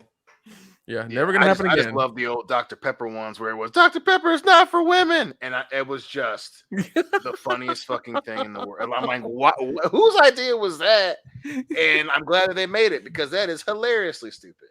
And it works both ways. Listen, guys are like, yeah, that's right. I'm going to drink this was- because this is a man's drink. And women are like, I'm going to buy Dr. Pepper to show them who's boss.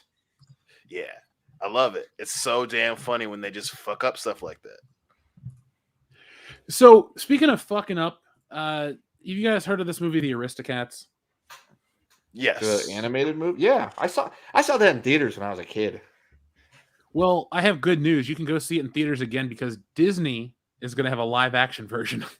What?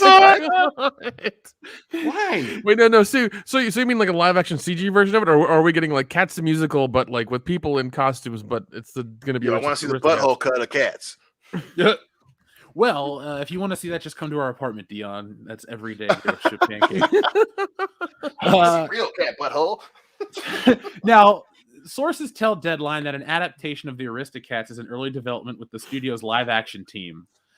Will Gluck and Keith Bruin will pen the script. Yay, I don't give a shit. The film is based on the 1970 animated pic, which follows the family of Parisian felines who learn they are set to inherit a fortune from their owner. When the owner's jealous butler kidnaps them and leaves them in the country, they must team up with smooth-talking tomcats to try to make it back home before it's too late. So here we go. Another film that we don't need.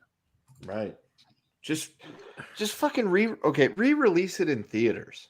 There you go. That's how I saw it when I was like 3 and my grandparents took me. Exactly. Like that's how you make money. Just like put it on, like make it HD or some shit, make it 4K, put it on IMAX, whatever the hell you have to do, and just re-release it and have kids go watch it.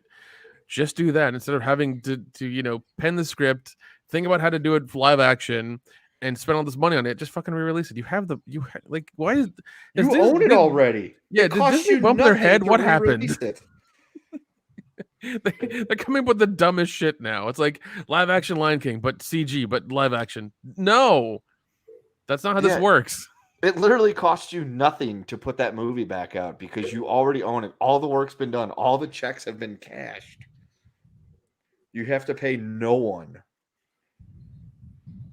Well, it's better to redo it over and over again. Apparently. Now, we are a pop culture channel, but pop culture goes beyond just movies and TV shows and sometimes music here. Sometimes stuff in the world of entertainment is digital. And this week we had something huge happen in the world of digital entertainment. Microsoft purchased Activision. You guys heard this news and what a big deal this is? Yep. Yeah, dude, it's crazy. I'm now really happy I got an Xbox. Yeah. As am I. Now, let's talk about this because this does change the way that we're going to game. Does change the way that consumers will be able to consume certain games moving forward. Now, I know companies like to tell us everything's going to be fine, business as usual. No, if this business as usual, this purchase wouldn't have happened. But let's talk about the purchase, and we'll talk about the ramifications in a moment.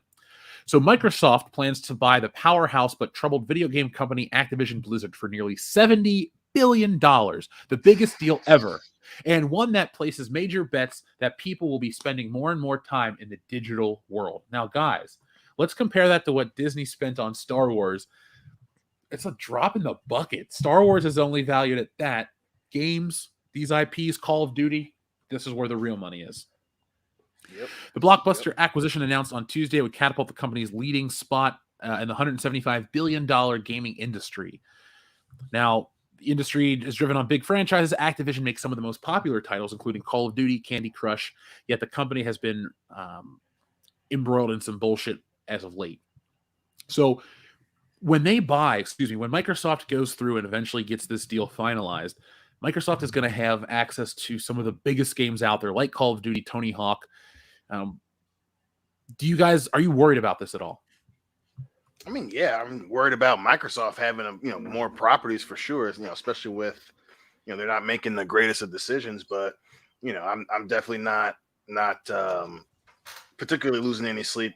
Especially with like Call of Duty. Call of Duty's just been so up and down over the last few versions anyway. And obviously, hopefully Microsoft for some of those other properties are giving a little bit more of a seasoned eye to revitalize some of them.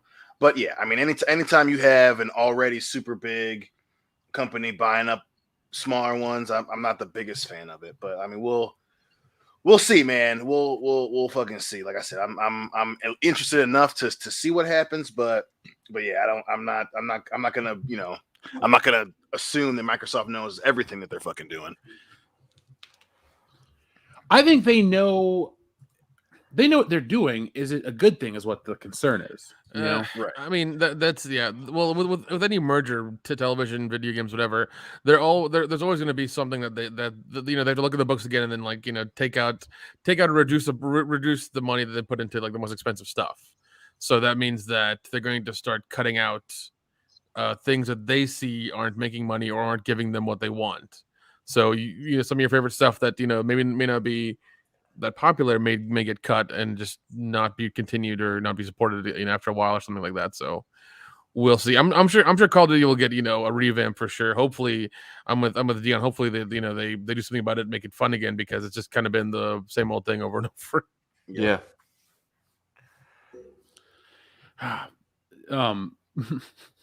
Sorry, gamer. We didn't mean to make you scream out loud over the live action Aristocats segment. We didn't make it. We just reported it. So don't shoot the messenger. Give us the butthole cut. You're on your own island with that one, buddy. Yeah. Can somebody, for the love of God, find the butthole cut of cats for Dion, please? I hope it's real. I just want to know if it's real. Just release the butthole cut. Oh God! You know what happened in that movie, right? Like they had the butthole cut, and then they changed it in theaters like the next weekend. Yeah, dude. I love the shit show that was that Cats movie. I still haven't seen it. I want to get really high and drunk and watch it. So that's probably the plan. Now back to this Microsoft stuff, because this story does impact everything. Did you hear about what happened to Sony already?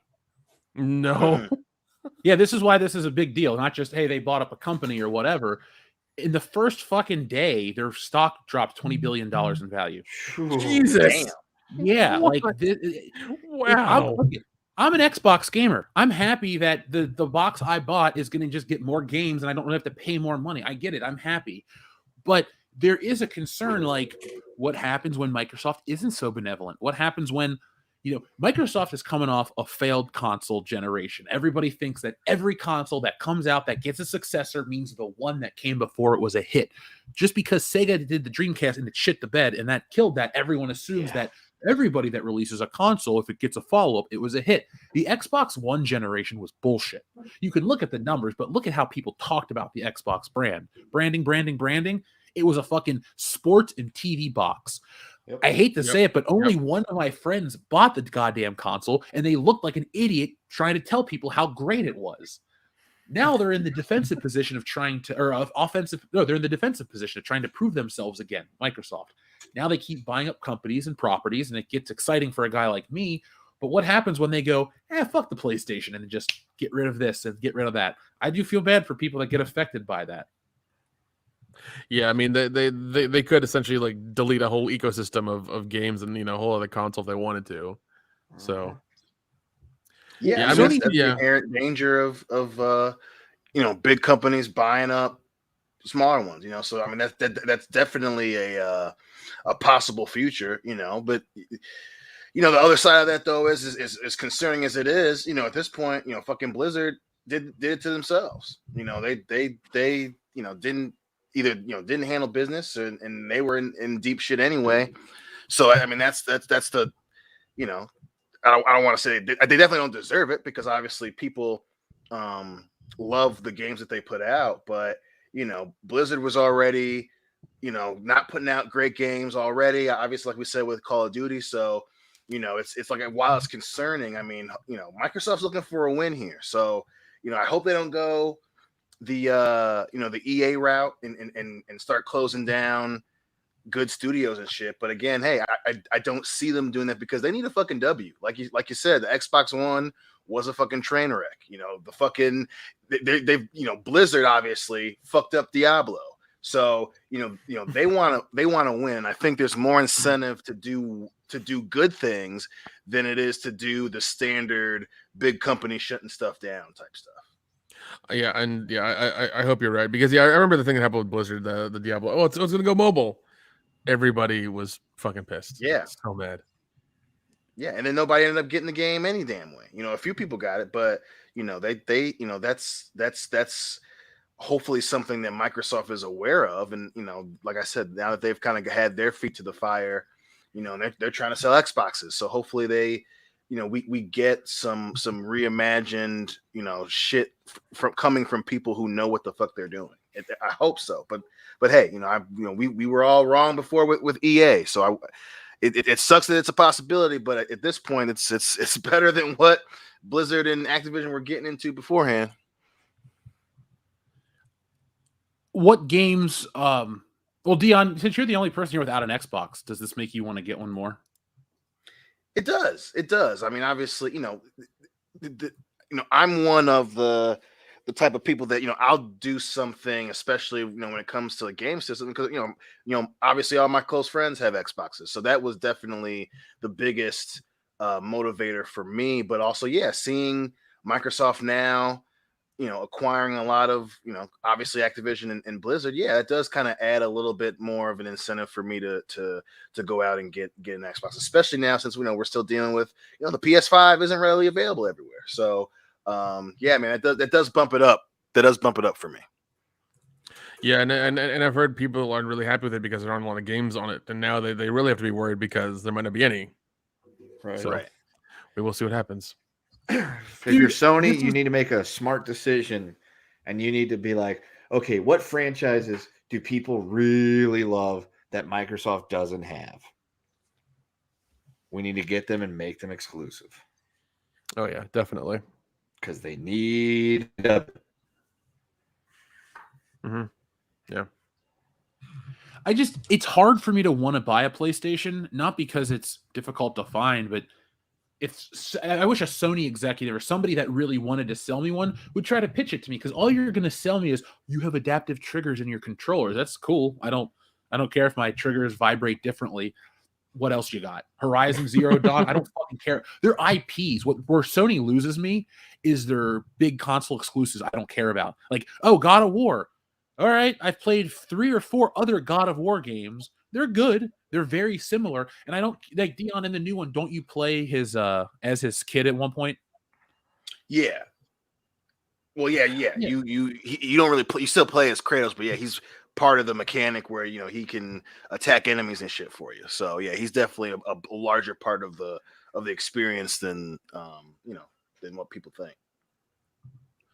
Yeah, I think Crisis is their IP or one of their games that they have. I don't know if that's theirs or what it or if they're gonna make it exclusively theirs soon or not. But I think that's their title that they have for sure. Well, there are so many of these games that Activision owns. Like they want to bring back Guitar Hero. Oh my I would god, play that. Yeah, I'd get Guitar Hero. Not what they did though with the last one. Where they changed the buttons and they went top row, bottom row. Like bring back the traditional green, red, yellow, blue, and orange button. Like bring back that controller and shit. The 80s version was the last Guitar Hero game I bought. That's how long it's been since I've bought and played Guitar Hero.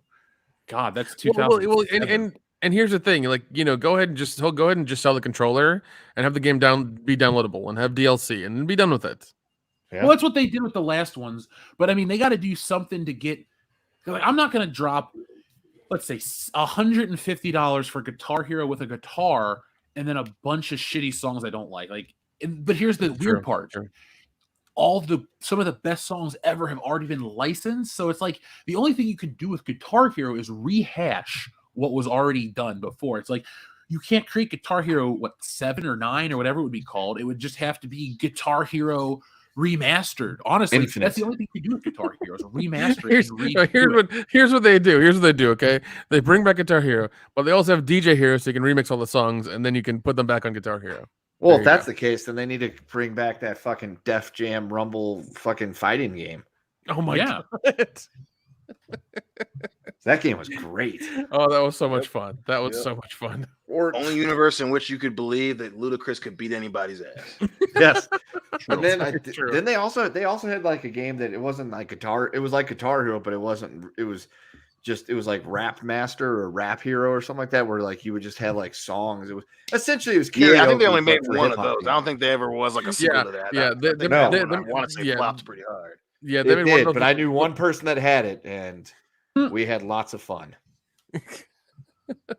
Was everything censored when he had to sing the songs? No. It was they let it. I mean, there was an obvious exclusion of some of the more deeper cuts, if so to speak. But all the popular classics were there.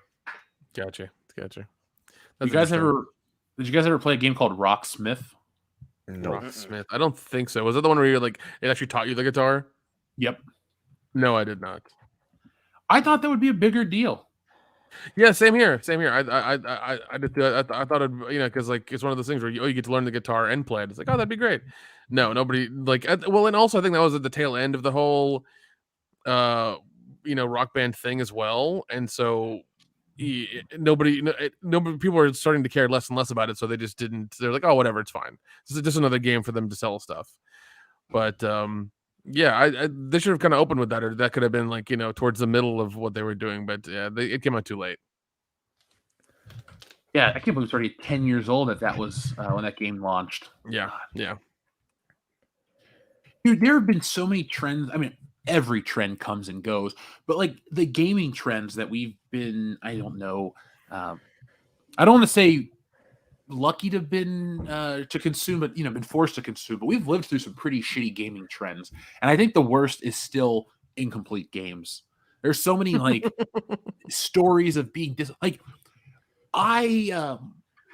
WWE games. They announced WWE 2K22 today, and I went, okay, that's awesome. But the last one was unfinished and broken, and so instead of me going, wow, these graphics look great, I can't wait to play as The Rock in the most realistic version ever, I go, I gotta wait till this one gets reviewed by a fan and not a shill critic, because they're broken games and they keep coming out unfinished.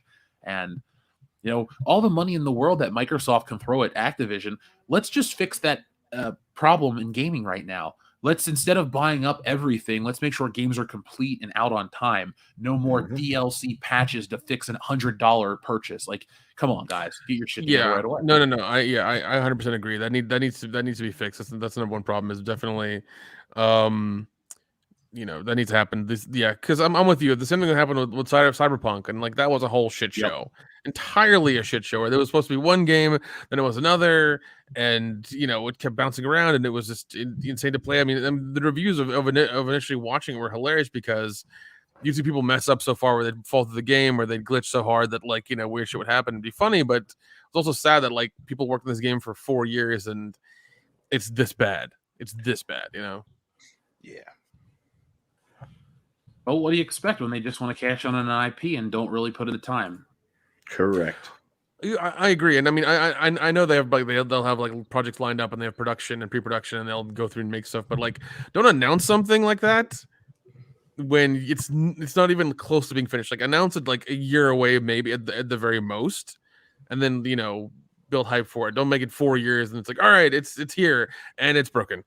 It's like it's the most disappointing thing ever, where you see this cool shit happening and you want to be part of it, you want to play the game and you get it, and it's like, oh, I can't do this because I'm like halfway in the fucking wall or something. Like, I can't play this game because it doesn't work. Every time I keep stepping over to the side here, I keep jumping through the whole level. It's like, no, I don't want that. Just give me a complete game so I can have fun and have a good time. That's it.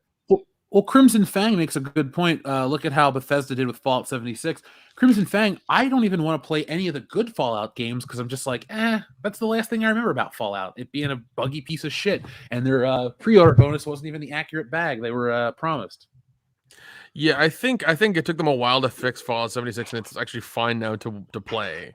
But that's the word. It's playable now. Yeah, it's playable now. That's not good though. Yeah, no, I 100% agree. That's bullshit. It's just like the Fallout games were seen as like this awesome thing everybody had to be a part of, and then once they shit the bed on 76, everyone just like, yeah, no more. Sorry, just not gonna buy them anymore. Don't care. It's like, shit. That sucks. Let's see. Crimson Fang says, I enjoy fourth mods. Now, I've been reading a lot about what people are saying about the games. AJ Journeyman makes a great point. Bean counters and pencil pushers are likely responsible for broken games being released. The funny thing is too, like, as we sound so harsh and more critical on game production, we get more of the behind the scenes stuff where we're all sympathetic for the people. Like, there are a lot of people chained to their computers making these games, good or bad. It's the people above them that allow the bad shit to get. Basically, they're just unfinished. When they're there, they're there. But corporate interference is what kills a lot of art. Yep. Yeah. Well, I mean, do you remember what happened with Star Wars Battlefront 2? Remember how it was stuck? Like, it was stuck. I love seeing that Black Friday picture of like both PlayStation and Xbox versions were stacked full on Black Friday. Everything else was gone.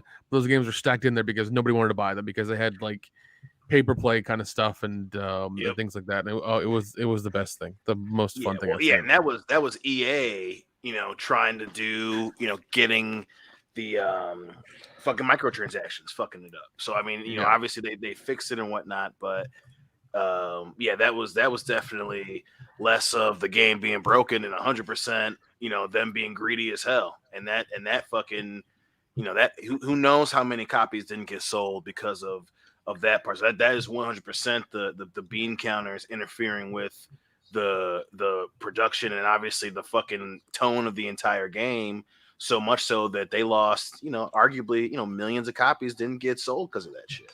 So I mean, obviously that's always going to be a threat with companies like Microsoft, but I think on the other side of that still is, Microsoft's still reeling from that Anthem debacle. So they need to do well. They need to do well. And definitely, I'm not ever going to go to bat for a large company, but the games coming out unfinished, and you have shit like Anthem just being a fucking dumpster fire. There's a lot more incentive now for them to do the right thing than it is for them to continue the shit that's fucking up the gaming industry right now. Well, you look at a place like Rockstar.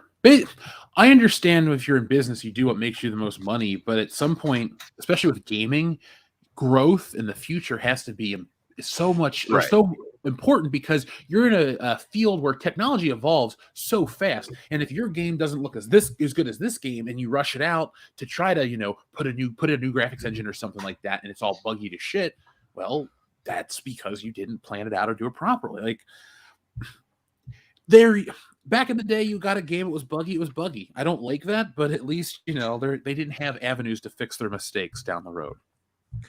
Yeah, I agree with you. There needs to be some sort of repercussion where you're able to return the game or get a refund for it or something, to where like something like that. Because I mean, like I'm with you. I'm tired of these incomplete buggy games, and then like you have to buy 8 patches of DLC or wait for it to download for 2 fucking days or whatever.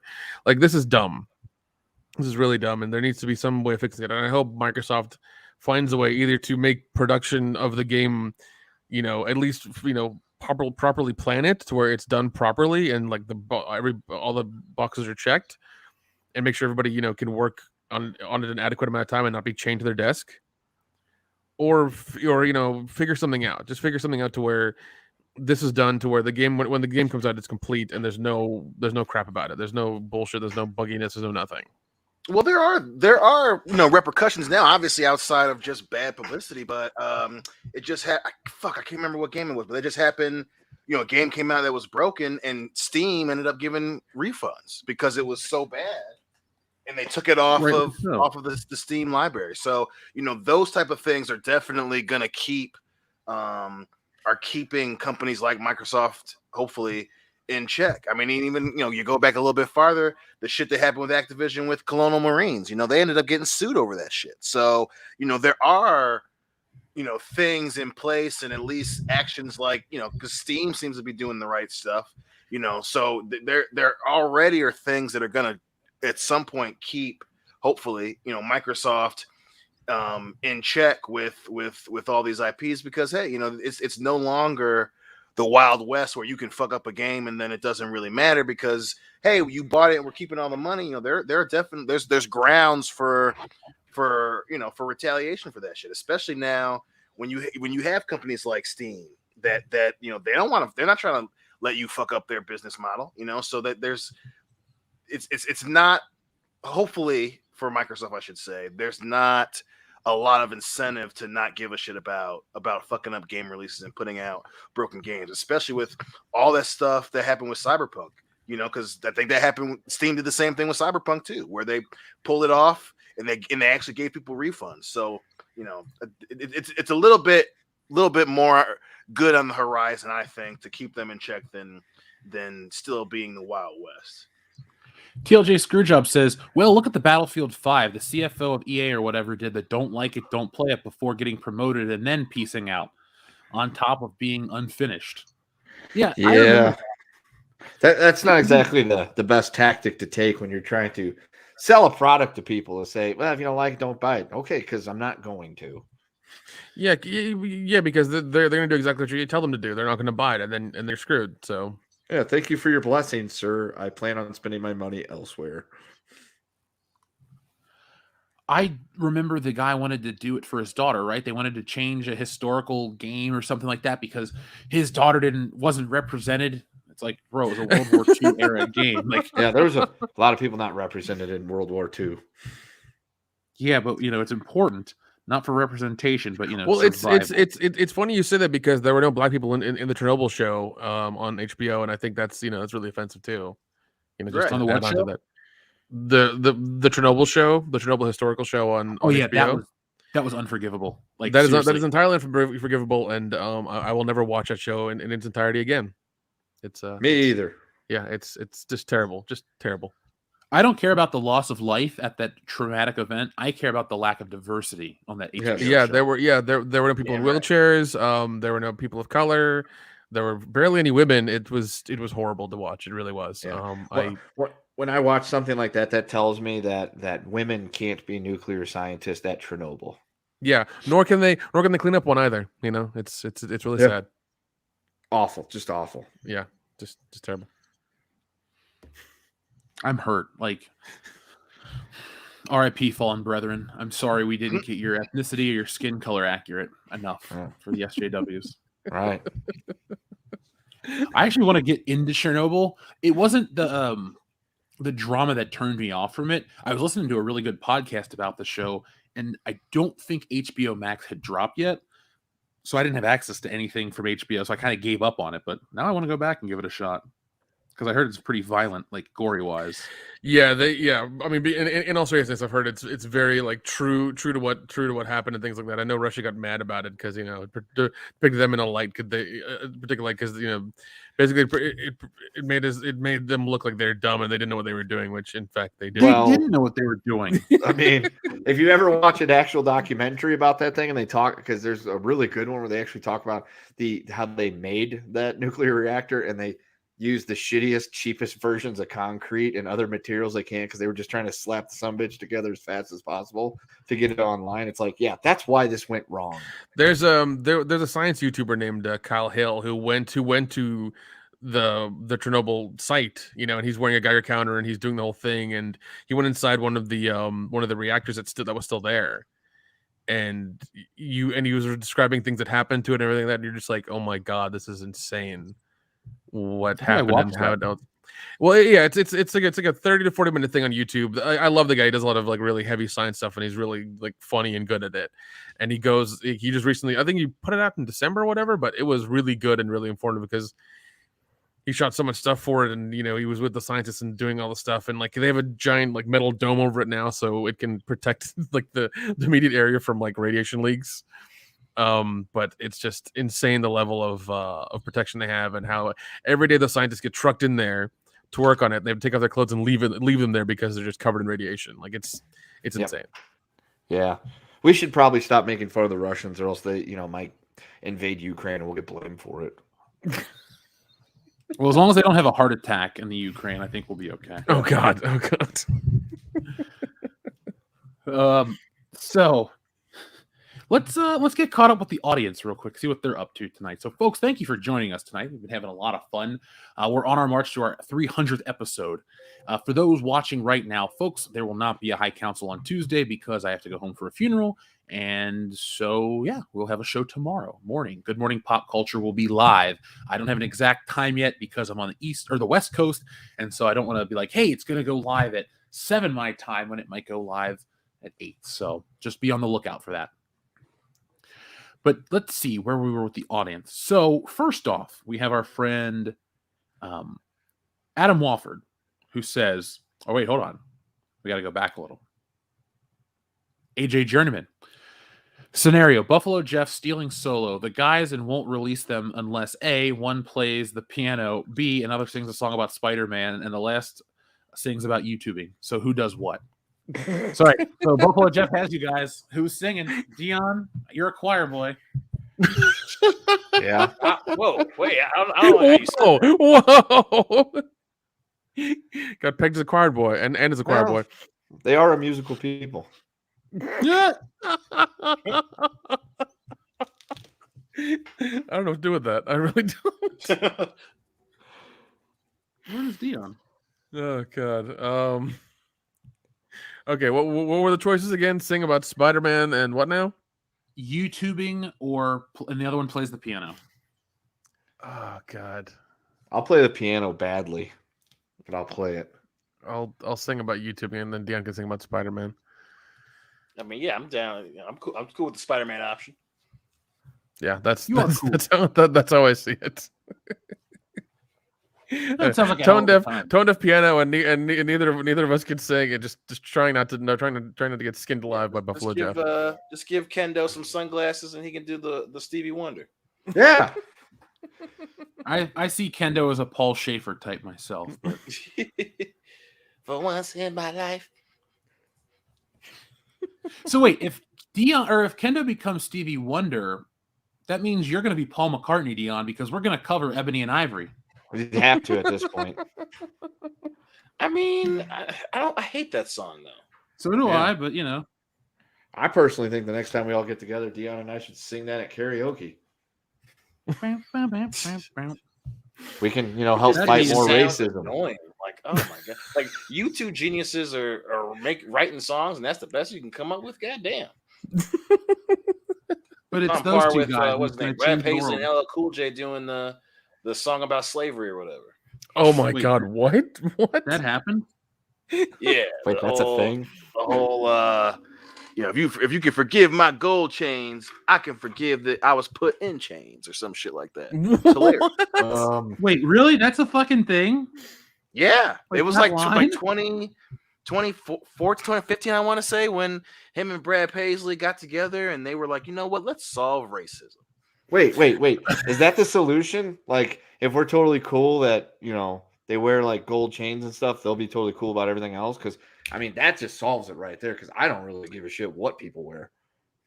Listen, that's at least what Brad Paisley and LL Cool J narrowed it down to, which, take it with a grain of salt, but, hey, man. The crux of the hang-up of racial relations in our country comes down to wearing of gold chains. That is fantastic. Yep. The song is called Accidental Racism. Oh, Yes, it's called Accidental Racism. Brad Paisley featuring LL Cool J. Oh, you can get it with lyrics. Oh, that's beautiful. Hold on, I'm gonna read these lyrics on air. Let's look up some of these racist ones. So good. Hold on. Here we go. To the man that waited on me at the Starbucks down on Main, I hope you understand when I put on that t-shirt, the only thing I meant to say is, I'm a Skinnerd fan. The red flag on my chest somehow is like the elephant in the corner of the South, and I just walked right up to him in the room.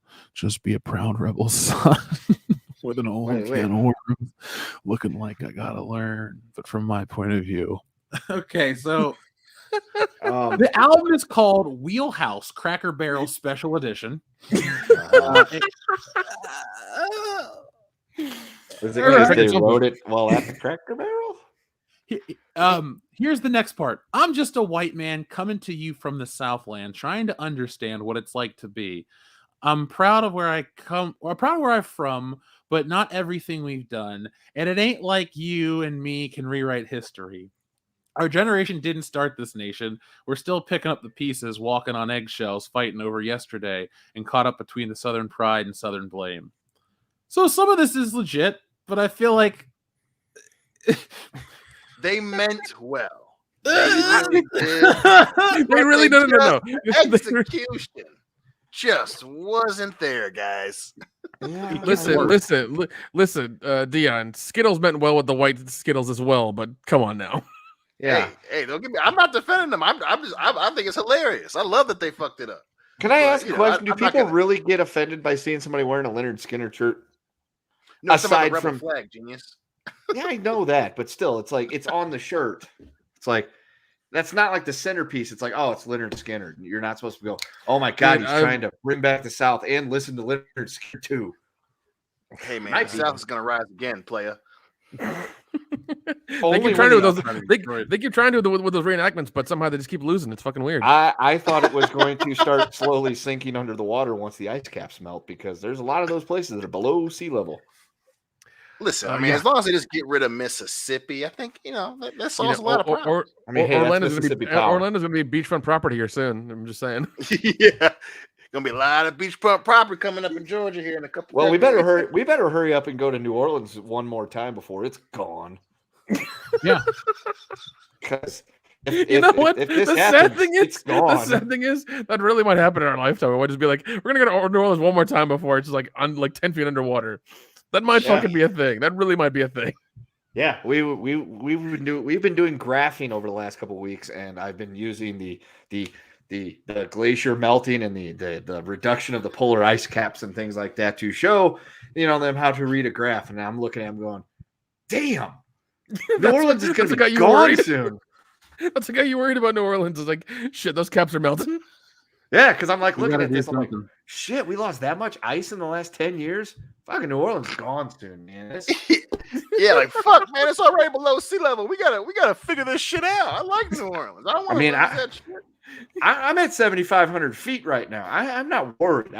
We're going to be one of the last ones to go, but New Orleans that's in the crosshairs.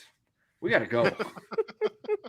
Save New Orleans. That bitch Katrina fucked it up. We No, can't have that I'm not anymore. saying save New Orleans. I'm saying let's go party there a few more times before it's gone. Remember New Orleans, what you're trying to say. Yeah, remember New Orleans. Now, this song gets a little weirder.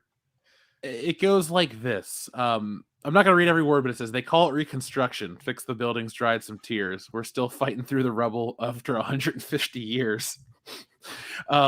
Later on, we have this lyric, Dear Mr. White Man, I wish you understood what the world was really like when you're living in the hood. Just because my pants are sagging doesn't mean I'm up to no good. Come on, LL. Poetry. Yeah, Oh my God, Cool J. Django. That is definitely LL Cool J written lyrics. Now, here's the last part I'll read. I'm just a white man. If you don't judge my do-rag, coming to you from the Southland, I won't judge your red flag. Trying to understand what it's like not to be, I'm proud of where I'm from, if you don't judge my gold chains. But not everything we've done, I'll forget the iron change. It ain't like you and me can rewrite history. We can't rewrite history, baby. Oh, LL. This is just as good as like my head's like a shark's fin for Deep Blue Sea. Deepest, bluest. You know, they could have accomplished a whole lot more if they would have just came up with a really good beat and just had a fucking Rodney King and Can't We All Just Get Along on repeat. I mean, that's the same fucking message right there. Oh, He just so did it a funny. little bit more succinctly. So funny. Oh. I'm coming from the Southland. Proud of where I'm from. Yeah. As am I, but I'm not from the South. Ninja God. Lawyer Steve. It ain't. thank you very- Hey! It ain't that bad down here. All right, I've lived as long as I've lived my whole life down here. I'm not dead yet, so that tells you something. That's a good You point. were lucky. It's true. I mean, I avoid the bad parts. You're still the right shade. I don't know. I'm just in between. Right. Adam Walford, thank you very much. He says Apple just announced Godzilla and Titans TV series. Shortly after Tim Pool getting swatted, someone random guy just walked in Tim's house. I sent you an email about Microsoft buying game studios. We did cover that, Adam Walford. Thank you for letting us know. Now, I didn't know that Apple announced a Godzilla show. Dude, Apple, I feel bad for Apple because Apple, they keep announcing shows and nobody really cares. Like nobody's going to buy their $10 a month service to watch their shows. if It it's was like the included- Godzilla animated show from the 90s, I'd watch that. It's not. It's not. Oh. Well, shit. Even Netflix I had do- their own animated Godzilla show. I do feel So, I do feel bad because Ted Lasso's on Apple and I'm just like, I've heard good things about that, but Dude, Yeah. M. Night Shyamalan's show Servant is awesome on Apple. yeah, but it's like I'm like I just unsubscribed from Netflix. I'm not gonna pay $10 to Apple now. It's just like I'm not gonna do it. Yeah, that price hike at Netflix was bullshit. Yeah, it's like $15 now for the HD plan or something. It's just like no, you're getting into the closer you're getting closer and closer to $20 a month, and I'm not feeling it. I'm sorry. I just don't use them enough, honestly. No, when a show comes out that I want to watch, I'll probably buy it for a month and then cancel it again, but that'll be it. They haven't really put out much that I'm interested in. And I mean, when their big selling point is like Cowboy Bebop and all this other dumb shit that I don't want, But why it should I seems like shit it big? seems like Cowboy Bebop. yeah. But it seems like on average they're spending like $18 billion a year on content. I wonder what you they're know. making from it though, because they don't announce their profits, right? No, but they have a lot of investors who like put money into it, and because they was running a negative, they don't have to pay taxes either. I think that's how it goes. I'm probably talking out of my ass, but they haven't shown profit in a while. Mm-hmm. And this is one of those companies that just keeps borrowing and keeps using it, and then they just keep making content. But here's the thing: is like you have HBO Max making content that's actually like it is hit or miss, but most of the time it's pretty good, except for Santa Claus Incorporated, whatever the hell that was. God. But they're at least a little bit better with the scripted shows, and they don't have as many coming out, but they at least try to put quality into it and make it something you want to watch.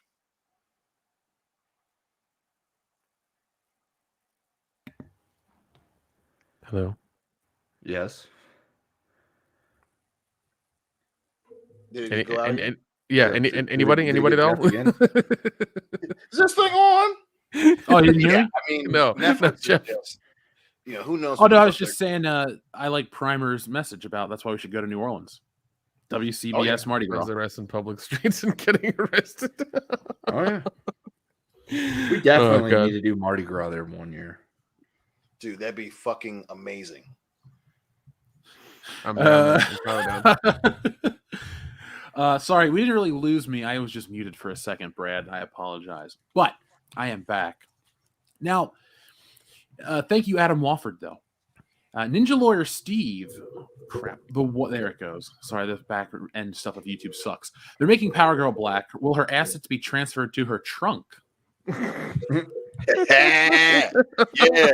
she can throw it back for a real one. Power Girl is right. Are they going to nickname her? Never mind. I'm not gonna make that. I wouldn't complain if they made a superhero whose ability is I got a big ass and I can fly around. It's like, okay, I'll buy in. Yeah, clench them cheeks. So Naomi from WWE. I was a fan. Hey, I listen. cheered for her at WrestleMania. Listen, Jimmy might be drinking his ass and driving around, but at least he's got good taste. That's true. Yeah. I'll give him Or that. is it Jay that's married to Naomi? It doesn't matter at this point. They probably play the old Motherfuckers look switcheroo game. Oh, y'all look alike. Yeah, they put keys in a jar. That's how it works. Andrew Clark says, B Power Girl is probably referring to CW's Naomi. Okay. I've heard about this show. Now Naomi is Imone spelled backwards. Correct. Yeah, I love Thanks, Van Van Wilder. Yeah, it's a great movie. Who is Naomi from the show just debuted? That's awesome, said no one ever. It's based, it's created by Ava DuVernay and Jill Blankenship. Oh my God. Listen, the CW, just assume it's going to suck. Well, it does, I'm sure. The comic book, Naomi McDuffie, also known as Powerhouse, is a fictional superhero appearing in DC Comics, created by Brian Michael Bendis for his Wonder Comics imprint. So, yay. A white guy created a black chick. Great. Let's see. Is she named after Dwayne McDuffie? Probably. Yep, she's named after the late Dwayne McDuffie. I know people like to name characters to like honor fallen people, but could you name a good character after Dwayne McDuffie? Because the dude created Static Shock, and they had the imprint of they had that imprint. So I mean, there's a little respect that goes with that name. Why can't good characters get named after? Look, wrestlers are getting named after Nazis. Let's not name shitty characters after the dead. It's just That's a good point. Gunther now. That's a good point. It's a really good point. Yeah. I don't know, man. It's CW. What do you expect? All their stuff. They haven't returned a profit since what, 2007, 2008. Ever. What was that? Yeah. So I mean, it's and now they're getting sold off and auctioned off. Like I mean, the fact that the fact that shows are still getting made there, but they're getting sold off is weird. Is extremely weird. Well, it's in a so what CW's game plan is. It's let's try to get the women to watch, which in a perfect world is not a bad plan, but they just execute everything so poorly. So I'm not surprised that they're fucking picking up some character that's only a couple years old because they we want to what's their slogan, dare to defy, and it's just so fucking terrible, man. But and they do shit. Well, yeah, and they pick up characters from a few years old from a comic book that barely sold. Like you can look up the how these comics sell and pick one that actually fucking sold and that's made some money and make a good decision and something that's popular and then actually make some actual money on the back end as well. But no, you pick up the woke one that looks good, that kind of checks all the boxes instead of the one that's going to be popular and people are going to sit there and watch it every week. Like right. And it's I've never read it, so I mean maybe the character is kind of cool, but even if they find a cool character, they just destroy them. And everything is so on the nose with the CW. I mean, even oh my god, like that first trailer for Batwoman was just like, what the fuck is going on? It's just they and that's the thing. So CW and Disney have the same problem. They don't know how to be cool. They don't know how to make shit. And cool. did you? Well, I did. Did you ever watch ETEP's review of the first episode of the second season? No. No, I did watch it. Okay. Yeah, because because it was awesome. yeah, because like like the plane explodes and like the suit falls out. It's given to the black girl who's on crack, who's living out of a van down by the river, and I'm just like, yep.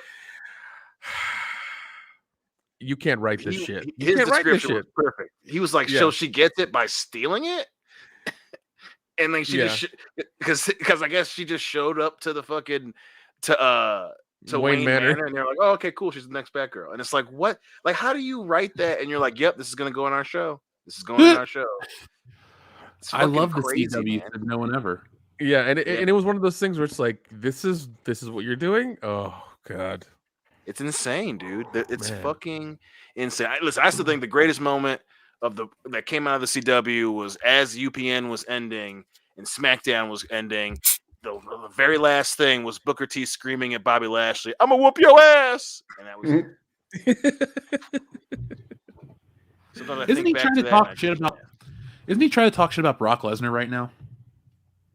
Booker T is Bobby Lashley. Yeah, I guess they're gonna face off at the Rumble. Yippee! Aren't you excited? I mean, I'm glad. Don't get me wrong, but this should have been, 5 years ago. I mean, I'm still happy that it's finally happening, but and WWE's only doing it because they got no choice. Yep. God, that company, it's interesting to watch it. I think it's going to fall apart next year. We'll talk about that in a wrestling segment a little more down the road. Thank you, though, to everybody. Adam Wofford says, hey, Jeff, have you seen the Joe Rogan video clip about some guy that chokes a mountain lion to death? It's pretty funny how Joe talked about it. What? Jesus. Is that real? I don't want to fuck with that guy. No. Seriously. No. That motherfucker's bulldog choke ain't nothing to play with. No, man. Mm-mm. Nope. Well, I looked up Joe Rogan mountain lion. I got the complicated truth about mountain lion encroachment, and then I got guess what mountain lion tastes like. Gamey as fuck. I don't. Mountain lion tastes like chicken. That's what it is. Mountain lion tastes like chicken. It could taste like pumpkin pie, but I will never know. That's a great fucking line. God, that's such a funny line. Yep. That shit tastes like pumpkin pie. I ain't never gonna know. Put that on a shirt. Fuck, I love that. So up next, Xavier God asks, when did Call of Duty die for you guys? For me, it was 2012 after Black Ops 2. Then Call of Duty Ghosts came out for Xbox One and PS4, and the rest is history. Infinite Warfare was just so stupid. I'm glad I didn't buy it because I think the last one I bought before it got bad was Advanced Warfare. That wasn't that great. And then I didn't buy it again until World War II came out, which was good. And then I did buy obviously the Modern Warfare remaster, and then I bought the new Modern Warfare, and I haven't bought anything since Modern Warfare. I think 3 might have been the last one I bought because I think Black Ops 2 was the next one that was coming out, and I didn't really enjoy Black Ops. So I think that's where I was done with it. Because then Advanced Warfare, I think, is the one that came out after that, and they were flying around in jetpacks and everything else. I'm like, oh, so the shit that you've been ripping on me for being a Halo person for, you're now going to be doing. That's just fantastic. Yeah, when they started dividing up into like Modern Warfare and then Black Ops, when it became this like weird like thing in it, and they went to like Black Ops 2 and then Modern Warfare 3, and I was like, what the fuck are you doing? What's going on? Like when that happened, I was like, no, I'm done. I can't do this. Now to be honest, I bought what was it, Cold War recently, and that one was fun for a minute, but it was like a heavily discounted copy that I got. Dude, I bought that game. I never played it once. For some reason, it just doesn't. It like loads, but then I go to like turn it on, and it like has this infinite load window on the PlayStation. But I got that heavily discounted. To be fair, though, the last time I bought a Call of Duty game when I was an actual player was Black Ops 1. I played the multiplayer religiously for a couple of months, never completed a single campaign mission, and then I quit playing those games overall because I just lost interest real quick. Yeah, and it's hard. Like one thing I noticed with the newer ones is that it's kind of pointless for you to kind of like work your way through the multiplayer stuff, because if you spend $100, you can just buy everything you need and just be the top one anyways. Yep. You know, you can Pretty buy and much. get all, you can buy and get all the cool laser shooting guns that like automatically find the enemies. You just kind of sit in the corner and just keep pulling the trigger. Like you don't even need, you just need to like $100, $100. You buy all the guns, all the skins and shit like that. And you're done. You're good. I mean, that's what I clearly want in my game is buy to win. I hate that pay to win method. It's so bullshit. Yep. Yeah, because like, you know, when you start playing and you want to kind of like rank up and everything that because you're good and you want to get good, and then you meet some asshole who's done that, and he wins the whole game and you get killed every 3 seconds. It gets fucking frustrating and it's really annoying. Yeah, man. Like we said, that almost fucking killed Battlefront 2. Yeah. That look at Battlefront died. Didn't Battlefield this year die? The 2042 one, like it's like a piece of shit or something. It was broken. So yeah, I mean, it just perfect circle back to what we were talking about earlier. It was it came out, and I mean, at least what I would say, I haven't checked in the last last couple of weeks, whatever, since it's been out. But yeah, it came out and it was fucking broken. It was damn near unplayable for some people. Jeez. What a great gift to get for Christmas, you know? It's like, hey, Merry Christmas, Timmy. Here's your brand new Xbox and Battlefield, just what you want, because they were sold out of Call of Duty. At least Call of Duty fucking works, you know? Anyway, Right. I digress. Well, that's because they take the framework from everything else and just paint over it with like new voiceovers, new people, and like a newer story that's still similar from the old one. And they just kind of like rearrange it here and there. I gotta say, it looks good. Like when you buy the new Call of Duty, or at least play it, you're playing the best looking video game on the market. So there's at least it's like the Michael Bay of video games. It looks great. It's kind of generic. It's very generic and kind of dumb at times, but hey, it looks great.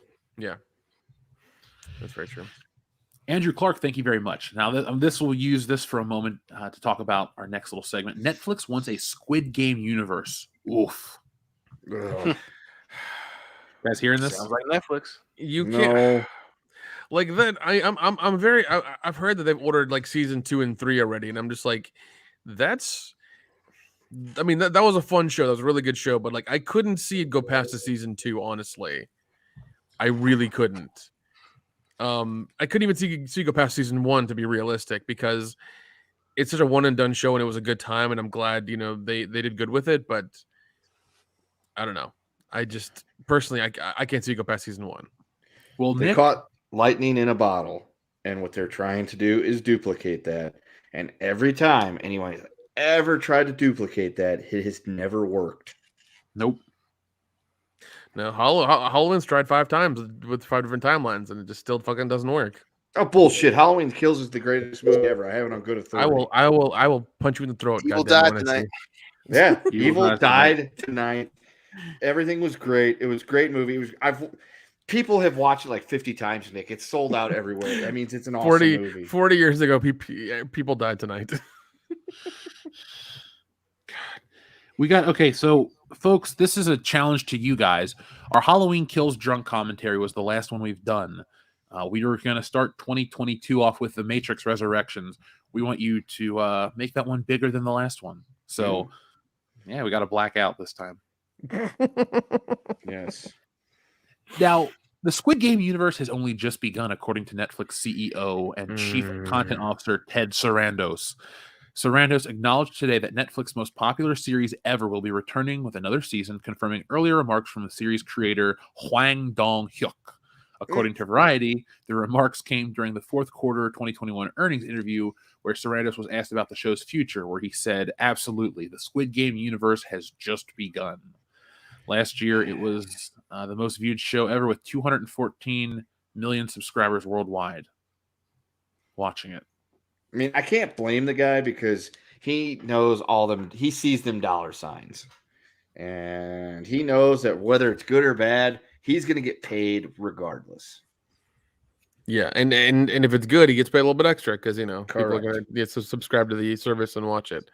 So, but even then, like they've said, even with the price hike, that their subscriber kind of stagnated. Like it's just they've hit a peak of, I think it's like 225 million subscribers, and it's just kind of sitting there.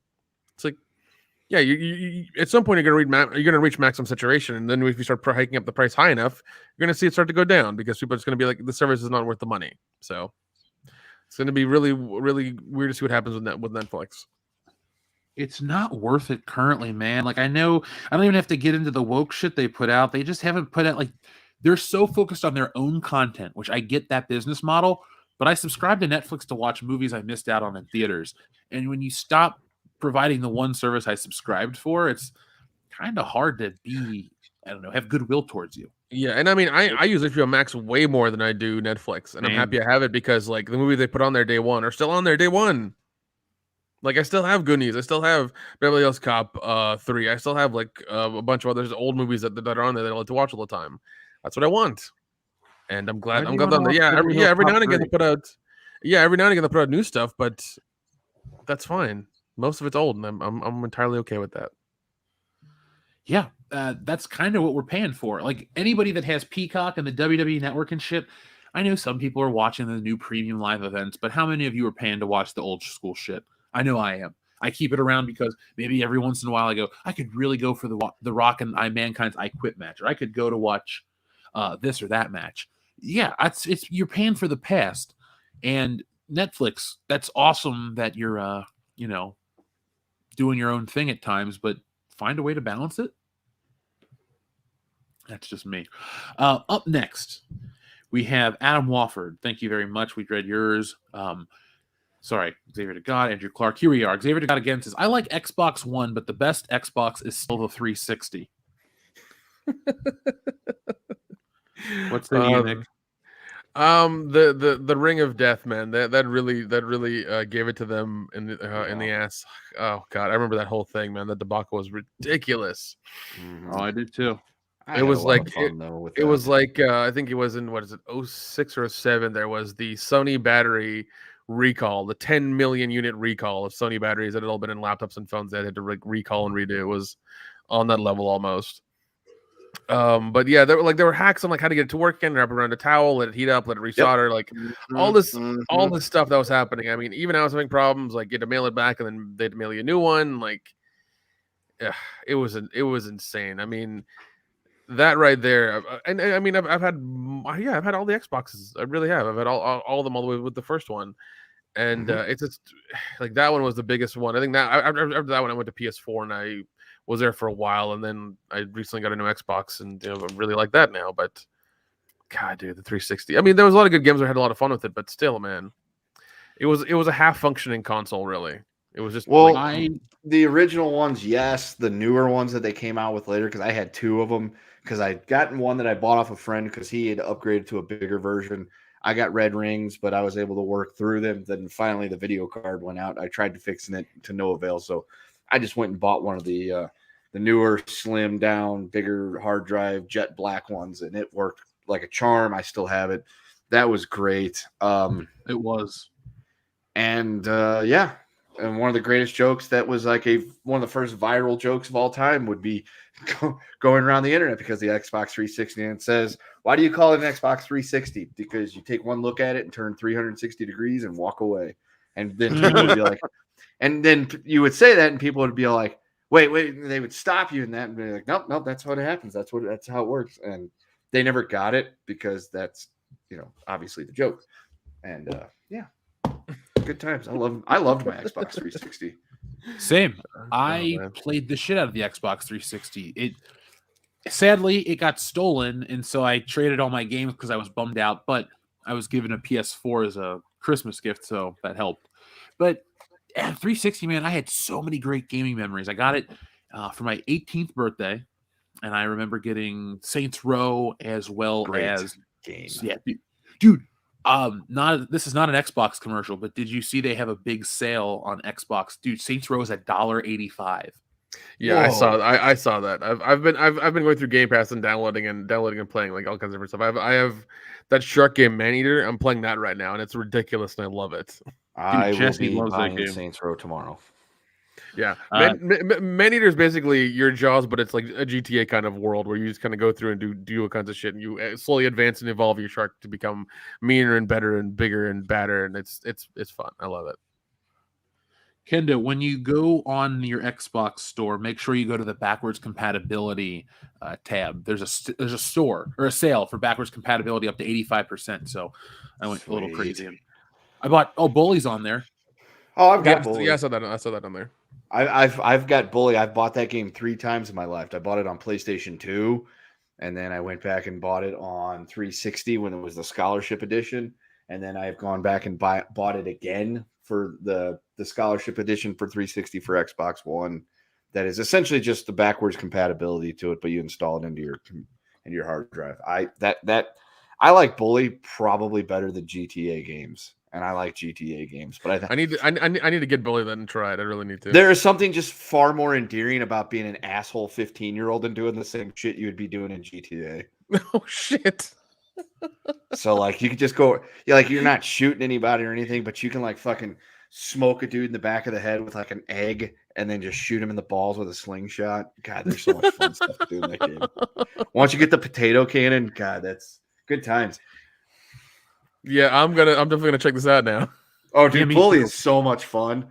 I'm glad I bought it.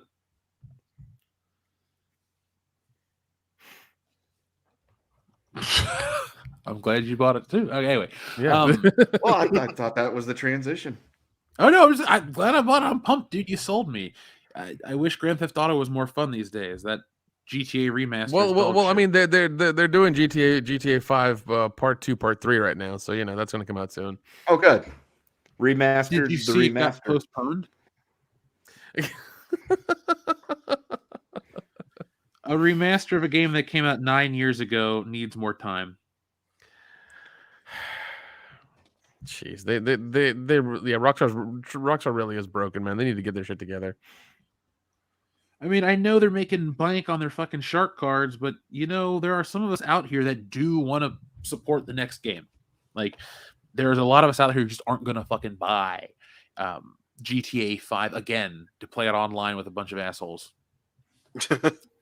That's true. Thank you, Xavier to God. TLJ Screwjob says, where does the Canadian Destroyer rank for you? Like the finisher? Mm-hmm. Yeah, I guess he's talking about that. Yeah. Love it. I think it's a great finisher. It used to be a great finisher until dickheads like the Young Bucks turned it into a transition move, and now it sucks. Okay. They've ruined it. It's like super kicks. The super kick used to be a great finisher, but now everybody does super kicks, and they do them as transition spots and just moves just to be able to get a breather and stuff, and so it's not nearly as good as it used to be. I thought it was cool the first time I saw it. Was it P.D. Williams? Was the original guy? No, Canadian Red or whatever his name was. Okay, I didn't watch a lot of TNA. Yeah, a lot of people didn't watch TNA. Don't feel bad. Yeah, I don't, but now I do. Well, don't get broken up about it. I can't help that. I feel like I've missed out on so much of my life now. All those WrestleMania were a waste. Wars. Xavier to God says, I'm pissed that Spider-Man games are now only on PlayStation. Yeah, I mean, that's true. That's true. They do have that. Yeah, that was the only thing they have. Yeah, isn't the new one with Miles Morales? Yes. Yeah. That's gonna be fun. So much. It's fun. already out. I did not. Yeah, it's already out. Apparently, it's a good game, which is fine. They better not fucking kill Peter Parker off. Is all I'm saying. That's what they do. They'll do it. No, dude, they'll do it in the next one. I'm calling it. I've been calling it for 2 years. Peter Parker. You put that bad juju on me, Ricky Bobby. He's gonna be eaten by the symbiote in the next game. Shut up. And he will never come back. And Miles will become the main Spider-Man. No. So what you're saying is why Spider-Man gets engulfed by the symbiote and then Miles Morales comes out. Okay, that's a weird way for that to happen. Yeah, that's probably what happened. But hey, yeah, I'm just a Spider-Man fan. That's an odd way for that to happen. Dion, old Kratos or new Kratos? Oof, damn man. I think I gotta go with old Kratos. The dude from what's his name, Kyle from Living Single is doing his voice, and him, just he was just a bad, angry motherfucker. And the new one is cool, especially the axe and beating up the Norse gods and shit. But dude, just old Kratos, man, fucking ripping Poseidon's head off and cutting off Hermes' legs and cracking Hera's head open and shit. Just it's just so good, so fucking good. Like Sweet Caroline. Xavier DeGod also says Def Jam Fight for New York on PS2 was so great. That was a great fucking game. Yeah, dude. It was a lot of fun. It was fun. It was ridiculous, but it was fun. We should get a stream of that when we're in person. Oh yeah, we should. Yeah, I mean that was during the time when they were making like really weird stuff. Like they had, I think the other time they also had like the Warrior side scroller that came out. The only problem is I think that game's like really expensive. The Warriors one or the Def Jam Fight for New York one. Oh really? I think I have it. Well, make sure, man. Yeah. Yeah, but I have to go back to Ohio and look, but I mean, you might be able to make some money then. Never mind. Here's one on eBay for, let's see, it ranges from $39.99 to $3,000. Holy shit! Whoa. Yeah. So you're telling me there's a chance? Yeah, brand new ones still in the package sell for a high amount because they did not make a whole lot of those games. Oh God. Well, I mean, did you see eBay now has a tracker for things like that? Like you can look at certain things and see how what the value is for it. Like it's almost like a baseball card thing they have. Like it's very strange. That is odd. Yeah, dude. eBay is so different than it used to be. I don't even use it much anymore these days. I used it quite a bit during the pandemic when I was trying to find old DVDs and stuff to watch and things to buy because I didn't want to give money to Amazon. I'm just like, you're too busy. Let me get it through eBay. It's fine. Yeah, I occasionally go on there and buy stuff from eBay. The last thing I bought what I thought I was getting, but the guy sent me the wrong one. But I'm gonna keep it because I was happy about it. So I'm like, that's fine. Okay. It was only $10. Yeah, because the dickheads at McDonald's did not send me this year's Chiefs Red Friday flag, and I was pissed. And it was only $10, so I was like, I'll buy it on eBay. It was $10, and the guy sent me the one from last year, which is fine because it's the Super Bowl champions one. So I'm like, that's cool, but I want this year's. It's not bad. It's not bad at all. TLJ Screwjob says, I wasn't aware of the German wrestler topic before the show, but that makes my chat even worse. He also says, remember when Umaga died a few days before S or R and the legend died the morning of the WWE had a graphic of the legend, but not Umaga? WTF, that just reminded me of the Umaga thing. Yeah. Well, I mean, what was it? Disney still hasn't remember James Earl Jones on their Twitter account or their social media at all. For his birthday? Yeah, for his birthday. Yeah. Still haven't done it. Well, it's only, dude, how many days till February? 11 more? They'll remember him then. Oh, God. That's not inaccurate either. Nope. That is 100% accurate. Yeah, it's sad, isn't it? For 28 days. For 28 days, they'll remember a lot of them, and then suddenly they'll just disappear again. Yep. We get the shortest goddamn month. That's the world we live in, Dion. Hey, to be fair, every 4 years you get an extra day. True. Adds up. Sometimes. Must be that new math. That Common Core shit. Oh, God. No, the WWE has a tendency for their tributes to be very political. They have to depend on a lot of terms on where you were with the company and what standing you currently had or whatever. That's fucked up, but No, that is really fucked up. And that's unfortunate, but that seems to be on par with what they're doing anyways. So whatever. All right. So TLJ Screwjob also says, well, look at Battlefield 5. Oh, we did read that one. Sorry. He also says, I asked years ago on the OG High Council, but not sure if I asked Dion, Nick, and Kendo, what's worse, The Last Jedi? Wait, hold on. Crap. Hold on. Last Jedi or where'd it go? Crap. Last Jedi or Montreal? What did you answer again, Jeff? What's worse, the Montreal Screwjob or The Last Jedi, guys? Definitely Last Jedi. What is the Montreal Screwjob? Bret Hart got screwed. It's a wrestling thing that people just will not stop talking about, and I think this year is the 25th anniversary of it, so it's going to be talked about a lot more. And yeah, I would say The Last Jedi just because. Okay, I'm gonna go with these guys The Last Jedi as well because I don't know Well, what there's it like is. a reason why the Montreal screw job happened. There's no reason why The Last Jedi was so fucking bad. Yeah, Correct. that's true. Kathleen That's Kennedy. True. Which I heard she's gonna get fired tomorrow. You heard that from- too? Yeah, Yeah, my from my source said sources. the same thing. Yeah, Yeah, no it's weird. It's weird. That's crazy. Yeah. TLJ Screwjob says, speaking of games, why can't Nick and Kendo say it? Like NWA said, I'm a gamer, he's a gamer, she's a gamer. Wouldn't you like to be a gamer too? I don't know if NWA said that. Yeah, I was gonna say I'm fairly positive that's not what they said. Yeah. Can we act like it was though? Well, sure, we can totally act like it was because I mean they use another word for that. Well, if we say it, we are going to get kicked off. Well, one I of was us can say it. NWO Well, probably two for of us. life. Well, I can get away with it too.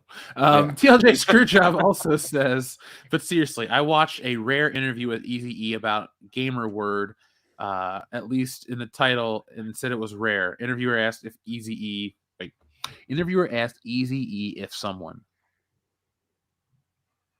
Oh, like Kendo could say it to him. He says depends on how they say it. Hard R or not. It wasn't if it was endearing or angry.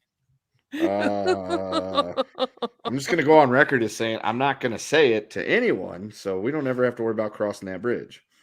Yeah. How did we get to this topic? I have no idea. Because all y'all had attitude.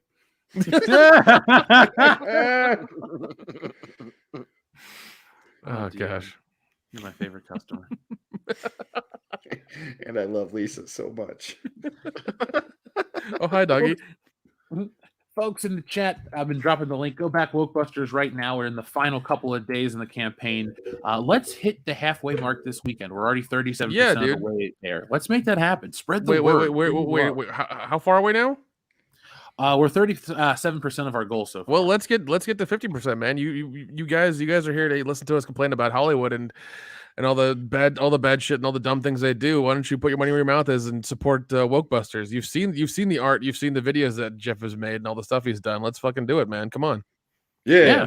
Let's retweet it. Let's share it out. Let's make sure everybody sees it. I know Jeff is going to drop a very special cover here soon that I'm very excited to see because he told us about it yesterday, and I can't wait. Everybody will lose their goddamn minds over it. Oh, I'm excited too. Believe me, I got it back, and I'm like, I want to turn it into this or that, so I made it my phone background. Okay, but like the one you were drawing last night that you showed us. Oh, that one, yeah. How far are you into that one? Oh, I'm working on the Paul Feig part right now. Oh, I'm deep into like the layout's done. Like what I showed you was figured out. The figures are laid out, so they're in what I call like stage 2, meaning they're past the roughs, but they're all the emotions in their body. And I'm gonna shoot to have that done tomorrow. Oh damn! So that gives you a little inkling of what it's going to be about. So that should be interesting to see when it's done. Hopefully Jeff can show that to us when it is done, because now people can lose their minds. I'm just gonna say it this way, folks. Ghostbusters 2016 meets X-Men Days of Future Past. That's there you go. That's an idea. Andrew Clark says Naomi tagline: "Don't believe everything you think." I'm sorry. What? Who wrote that shit? Naomi. Oh, the comic book character. I guess she did. I guess we have to take her word for it. Right? Don't believe everything you think. Yeah, then what do I believe? Am I living in a matrix? Am I not real? Am I just a bunch of atoms put together on this planet and don't really have emotions? What's going on right now? Maybe you ain't real, player. God damn it. Screw by Steak, thank you very much for your generous super chat. He says, "Sup, bullshitters? Been out of the loop due to work, but slowly catching up here on Patreon. Jeff, there's a rumor Lego is doing another Aston Martin DB5 for minifig scale. Official James Bond minifig." I did well. Here's the thing. They did. I've gotten into Legos the last couple of years, like hardcore. They did just retire the last Aston Martin, and it's in their vault, quote unquote. So I got mine. I know Jeff got his. Oh yeah. So they're doing another one that's interesting. So yeah, man, that's where they're leading. That's where they're doing James Bond stuff. But I'm happy they are because it's officially licensed Lego stuff. So that's good. But yeah, man, we'll see what happens. I wish I would come out with like the big ones of other cars, like even like the underwater Audi or something like that, or maybe the like some of the other stuff would be cool in Lego. Excuse me. I will commit to buying any James Bond Lego sets they make. Anything James Bond I buy, pretty much. It doesn't have to be No Time to Die brand. That's the thing I'll skip. Like Daniel Craig shit, I don't like you. But if it's traditional James Bond, Connery through Brosnan, I'll buy it. Dude, I wish they would make a Lego version of the golden gun that you could like build the golden gun into, like the pen and like the cigarette case and like Stop getting me excited for shit we don't have yet. Yeah. And when you put it all together, Ricardo Montalban's ghost comes and talks to you. Oh Jesus, that's creepy. Well, here's the thing. You can submit things to Lego ideas, and if they get voted up, like high enough, they will become they will be considered to become a set. I know a lot of things. I want a Lego ghost of the ghost of Ricardo Montalban. That'll be a handsome Lego figure. If that already exists, can somebody scour ideas and send us a link for that so we can post it? Or at least suggest to him that we want the ghost of Ricardo Montalban. Yeah, as a Lego figure. The fig. I'd buy that in a heartbeat. Because I know that there's a lot of like SpaceX Falcon 9 stuff on there. There's so much there. It's ridiculous. Nick, I love your love of science in the future. I hope you get to dude, that's what we got to do. We got to get the channel big enough so we can go to space. Yes. Hey, if we get big enough and one of those billionaires shoots us into space, we'll be real fucking happy. It's gonna be really awkward, but I'll be real fucking happy. Yeah, we can do a podcast from space. Oh my god, that'd be great. That'd be insane. We'll still talk about The Last Jedi. Yeah. We'll still get questions about it. Like, hey, look, actually, you know what? You know what? That would be a good demonstration of Starlink and one of the fucking Falcon 9 capsules, and like if they could keep up with our live stream with it constantly going around the earth. That's actually a really good question. I'm just saying. What's gonna happen? What's gonna happen first? We broadcast from space, or Ryan Johnson gets his trilogy. You know what? I'm gonna make that our official Twitter poll right now.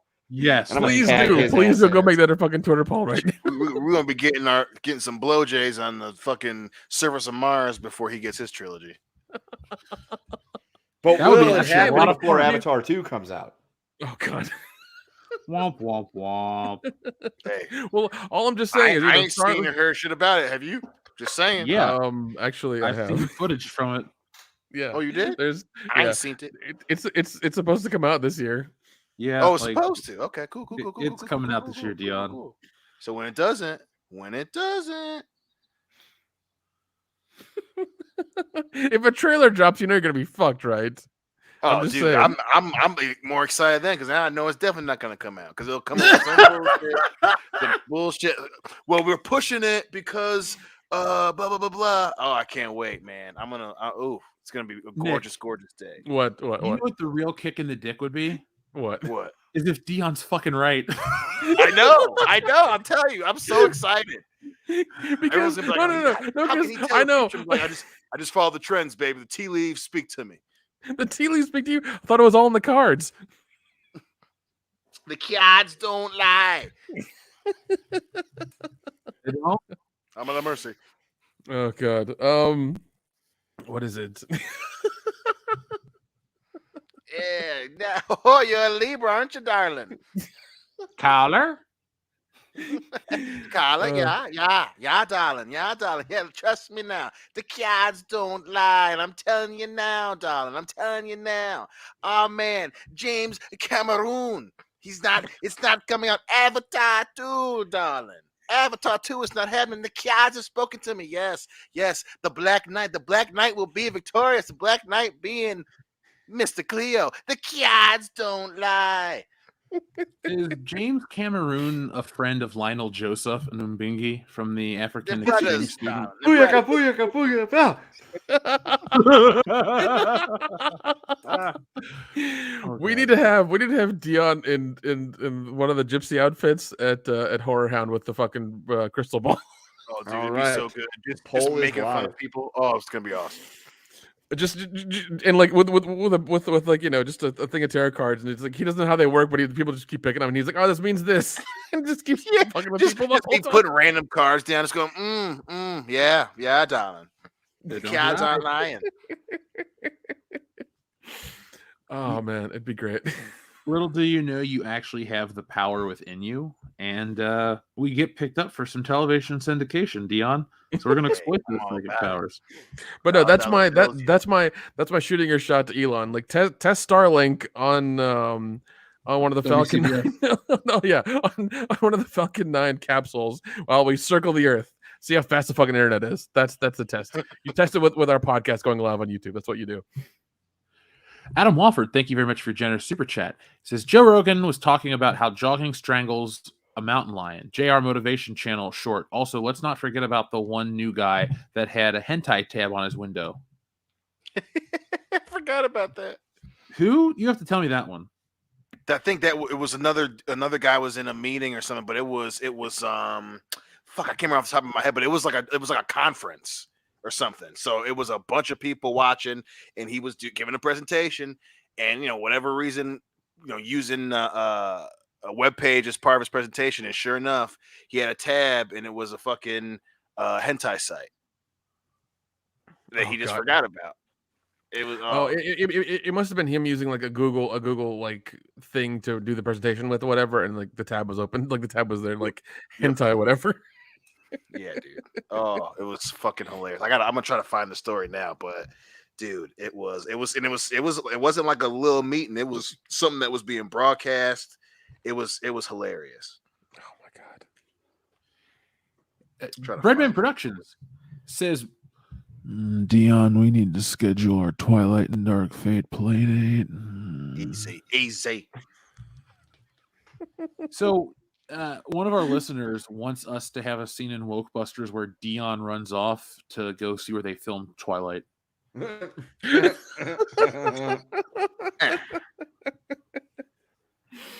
I mean, if you back Wokebusters at a high enough level, that'll happen. I'm just saying.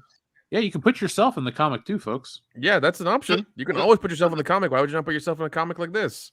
Yeah, called Wokebusters. Come on now. We're on. We're what 37%. Do you say in a row? Yeah, we're only at 37% of the way there. Only 37%. And we only have 23 days left, folks. So back Wokebusters now before it's too late. Exactly. Why would you? I mean, like, yeah. I've been beyond excited for this comic to come out. Even when the action picture you showed came out, man, I was fucking stoked. I was so excited. Yeah, I didn't know. The guy's like, oh yeah, 2 weeks I should be able to get it to you. I'm like, okay, that'll still be within this window, blah blah blah. I got it back in a day. Nice, man. Yeah, like I was blown away by how quick that guy worked. Wonderful. But you think I wish you guys were in the room with me when I got it back, because I was like, I couldn't stop looking at it. That's my favorite part about doing this stuff is, hold on, actually, since we're talking about it for a second, we'll show the damn thing again so people know what we're actually talking about. For context, folks, Kendo, we've learned that from all of our wrestling podcasts. Context is king, correct? Correct. So there you go, folks. You can actually watch what we're talking about.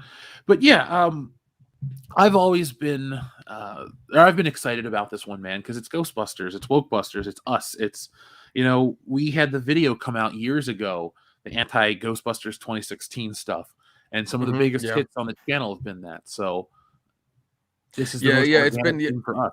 It's been a part of our stuff since the beginning. So I mean, like, and when you said you were actually going to do it, because we would, once again, like, it's one of those things that turned into a comic book, like Stealing Solo, and so we're just kind of like, okay, we'll do it again with this, and I'm just like, damn, man, it's going to be so much fun. And you know, sure, there's a line drawing. I was like, that looks fucking cool. When it was all colored in, man, I was fucking really excited for it, and can't wait. Cannot wait. I can't wait either, folks. Now, like you can see us right there as the Wokebusters. We look pretty dashing, I may say so myself. Kendo, do you like having the Egon hair? Yeah, I do. I enjoy it quite a bit. It's a nod to the cartoon, and I enjoy that cartoon. And yeah, I'm a fan, Jeff. I'm a fan. Now, folks, if you are a fan of the cartoon as well, keep an eye out on this campaign in the next couple of days. That's all I'll tell you. So, where were we at? Oh, yeah. Xavier God says, I just looked at Bully. It's only $6 on the Microsoft store. I'm glad I bought it, man. There you go. I'm glad I bought that one. I'm excited for it. He also says Resident Evil movies or Underworld movies. Ooh. I mean, I guess I'll go with Underworld. I mean, the better overall because everything after the first Resident Evil movie sucks. Plus the Curse of Mila Jovovich. Yeah, I don't know. I gotta kind of go. I'll go Underworld because of Kate Beckinsale, not because of like Joel's fucking obsession over. But she is fucking hot in those movies. She is fine as hell, especially in that tight leather outfit that she wears. She jumps around it. That's so much fun. Listen, Kate Beckinsale stays Kate Beckinsale. I can dig it.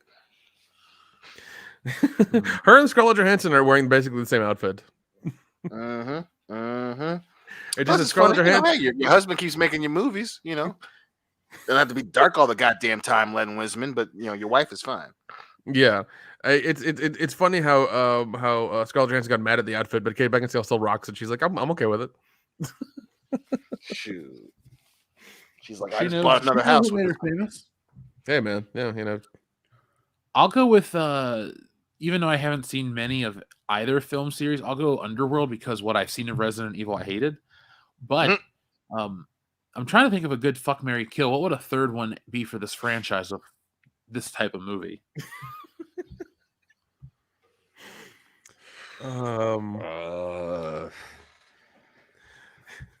Dare I say Twilight? Yeah, I was thinking the same thing. Let's start Twilight. Yeah, I'm trying to think of something beside it that has like, that many movies behind it. I'm just like, the only thing I can think of is fucking Twilight. That's the only thing I can think of. Yeah, Twilight. Okay, then fuck, marry, kill. Twilight, Underworld, Resident Evil. Go. Kill Twilight. I am fucking Resident Evil because she may be in bad movies. Mila Jovovich is still cute as hell. I'm marrying, definitely marrying Underworld because of Kate Beckinsale. I get to have her around all the time. And I am killing Twilight. Yeah, that's exactly how I feel. That's mine as well. Same here. I'm glad we're all on the same page, boys. Yep. And I love Lisa so much. You're my favorite customer. Xavier to God, thank you very much. Speaking of Call of Duty, one of my friends got a little TikTok famous for playing Call of Duty at Domino's store we worked at. He brought in his Xbox and everything. You know, Xavier to God, I bet our friend Phil saw that TikTok because he is a big TikTok guy as well as a big gamer. So I'll actually ask him. Do what now? I'll ask Phil if he want. Xavier to God's friend had a TikTok that went kind of viral of them playing their Xbox at work with Domino's, and I said Phil watches a lot of TikTok and is a gamer, so I bet he could have seen. If anybody here, he would have had the best chance of seeing it. So probably. Darian 217, thank you very much. I'm still the OG holding it down on Wokebusters 2016 reboot cover, like Austin when he signed up for the Canadian Stampede single-handedly. Thank you, Darian 217. You will not be disappointed. It is Nick has seen what is here. I'll share with you guys the rest of it. It's gonna blow you away. Yeah, man. When he told us about it, I was just like, "That's gonna be really interesting when that comes out." Oh yeah, that's gonna. Yeah, people are gonna notice us pretty easily and pretty immediately when that happens. So that's gonna be fun. Raise some pulses. Yeah, it is. Yeah. I love it though. I love it. That's what you got to do. It's art, man. It's art. You got to be interesting, provocative if you have to be. We have a Sexy Gozer cover coming down the road too. So there you go. We'll offend everybody. We'll have sex and comedy and people of different colors and shit. Everyone will be offended, right? There you go. Yeah. That's how you do it. Offend everybody all at once. Offend everyone, then no one's offended. Yep. That's how it works. Hey, Adama, thank you very much for your generous super chat. Hey, everyone. Jeff, after my question on Good Morning Pop Culture this past Monday, I changed my YouTube pick to Embrace the 90s, which brings me to tonight's question. Which bad superhero property do you guys love? Daredevil. Well, hold on. You got to go 90s, man. That's from 2003. Oh, he's saying got to do 90s? Oh, sorry. Never mind. Right, no, man, bad superhero property. I was reading the other part about Embrace the 90s. I'm way off. Yeah. Bad Daredevil. Go. That's your choice. Yep, oh, for sure. I'm trying to think what's bad. Because like the X-Men movies are only half bad. That's true. That's true. Right. It's really. Oh God. You know what? I'll take the original Justice League that came out in theaters. It was bad, but it wasn't that bad, and I can tolerate and get enjoyment watching that movie. I would say Dark Man. See, Dark Man's not bad though. No. I love Dark Man. Even though You're the only one. 2 and 3 are bad. That's because Liam Neeson wasn't in it. That's why. You don't like one Arnold is Vosloo? awesome. No, he's great. I do love that guy. He's really talented. But then like you have Liam Neeson and then you change the guy in like 2 and 3. It feels weird. It just feels weird. Oh yeah, it's the dude that played Imhotep in the Mummy movies, and it's just I love him. I love 2 and 3 so much. Oh man, I'll go with. I want to say Ninja Turtles to fuck with Kendo, but they're not really like all bad movies. Oh Just God, They're there's not really superheroes either. Oh, let's see. There's the Phantom. There's also the Crow. See, the Phantom I thought was good. Crow, yeah, is awesome. I love the Phantom. Oh, there's Steel with Shaq in it. Yeah, oh my I'll God, I pass. forgot about that fucking movie. Yeah, that one should probably be redone. Should it though? I mean, once it's enough. Good old. Well, Shaquille I mean, he's O'Neal. got enough money now to remake it himself, put himself in it, and like have better stuff going on. I'm just saying. Have you Shit, he's seen still cheap those as fuck. Papa I John's remember when commercials? he wanted animators to do something. He was asking them people to animate something for him for free. Oh God. Shaq- Yeah, no, Shaq I've seen the Papa John's commercials. Yeah, well, I mean, that man is like billion dollar rich now. It's insane. Some of the moves he made were really amazing and really awesome, and like he's up there. It's crazy. He got that general money. Yes, he does. Well, also, I think he invested in those like the doorbell camera as well when it was like nothing, and now it's like now he was worth like over $1 billion. I think like it's crazy. Like it's insane. When you know, you know. Yeah. Darian 2 and 7, thank you very much. Or Kenda, did you get the answer? Yeah, I said if I have to pick a bad franchise, I'll take. Well, if it's a whole franchise, because most of the Snyderverse does suck. Let's go with that. But if it's a standalone bad film, that it's okay. I'm just gonna go with Spider-Man 3, or Justice League, because they're really not that bad in hindsight. Yeah, you're right. Darian 2 and 7, did you hear that 007 supervillain Jeff Bezos has planned to change immortal cyborg Kendo?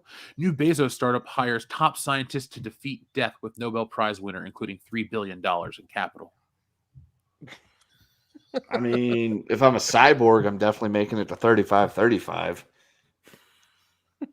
I ain't gonna remember this conversation, but I'll be there. It'll be in your Cyborg, memory bank. so is your memory. Then you know. Oh yeah, if I'm cyborg, then I'll remember everything. Yeah, your brain's probably made of graphene or whatever that shit is, and just infinite memory or whatever, infinite storage. Windows 11. Windows 11. Cool. In the year 3535, we're still using Windows 11, and it is truly the greatest update since XP. Rule34.com still exists, goddammit. That's the future I want to live in, guys.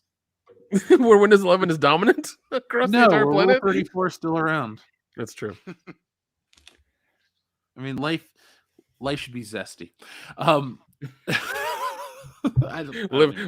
Live Moss.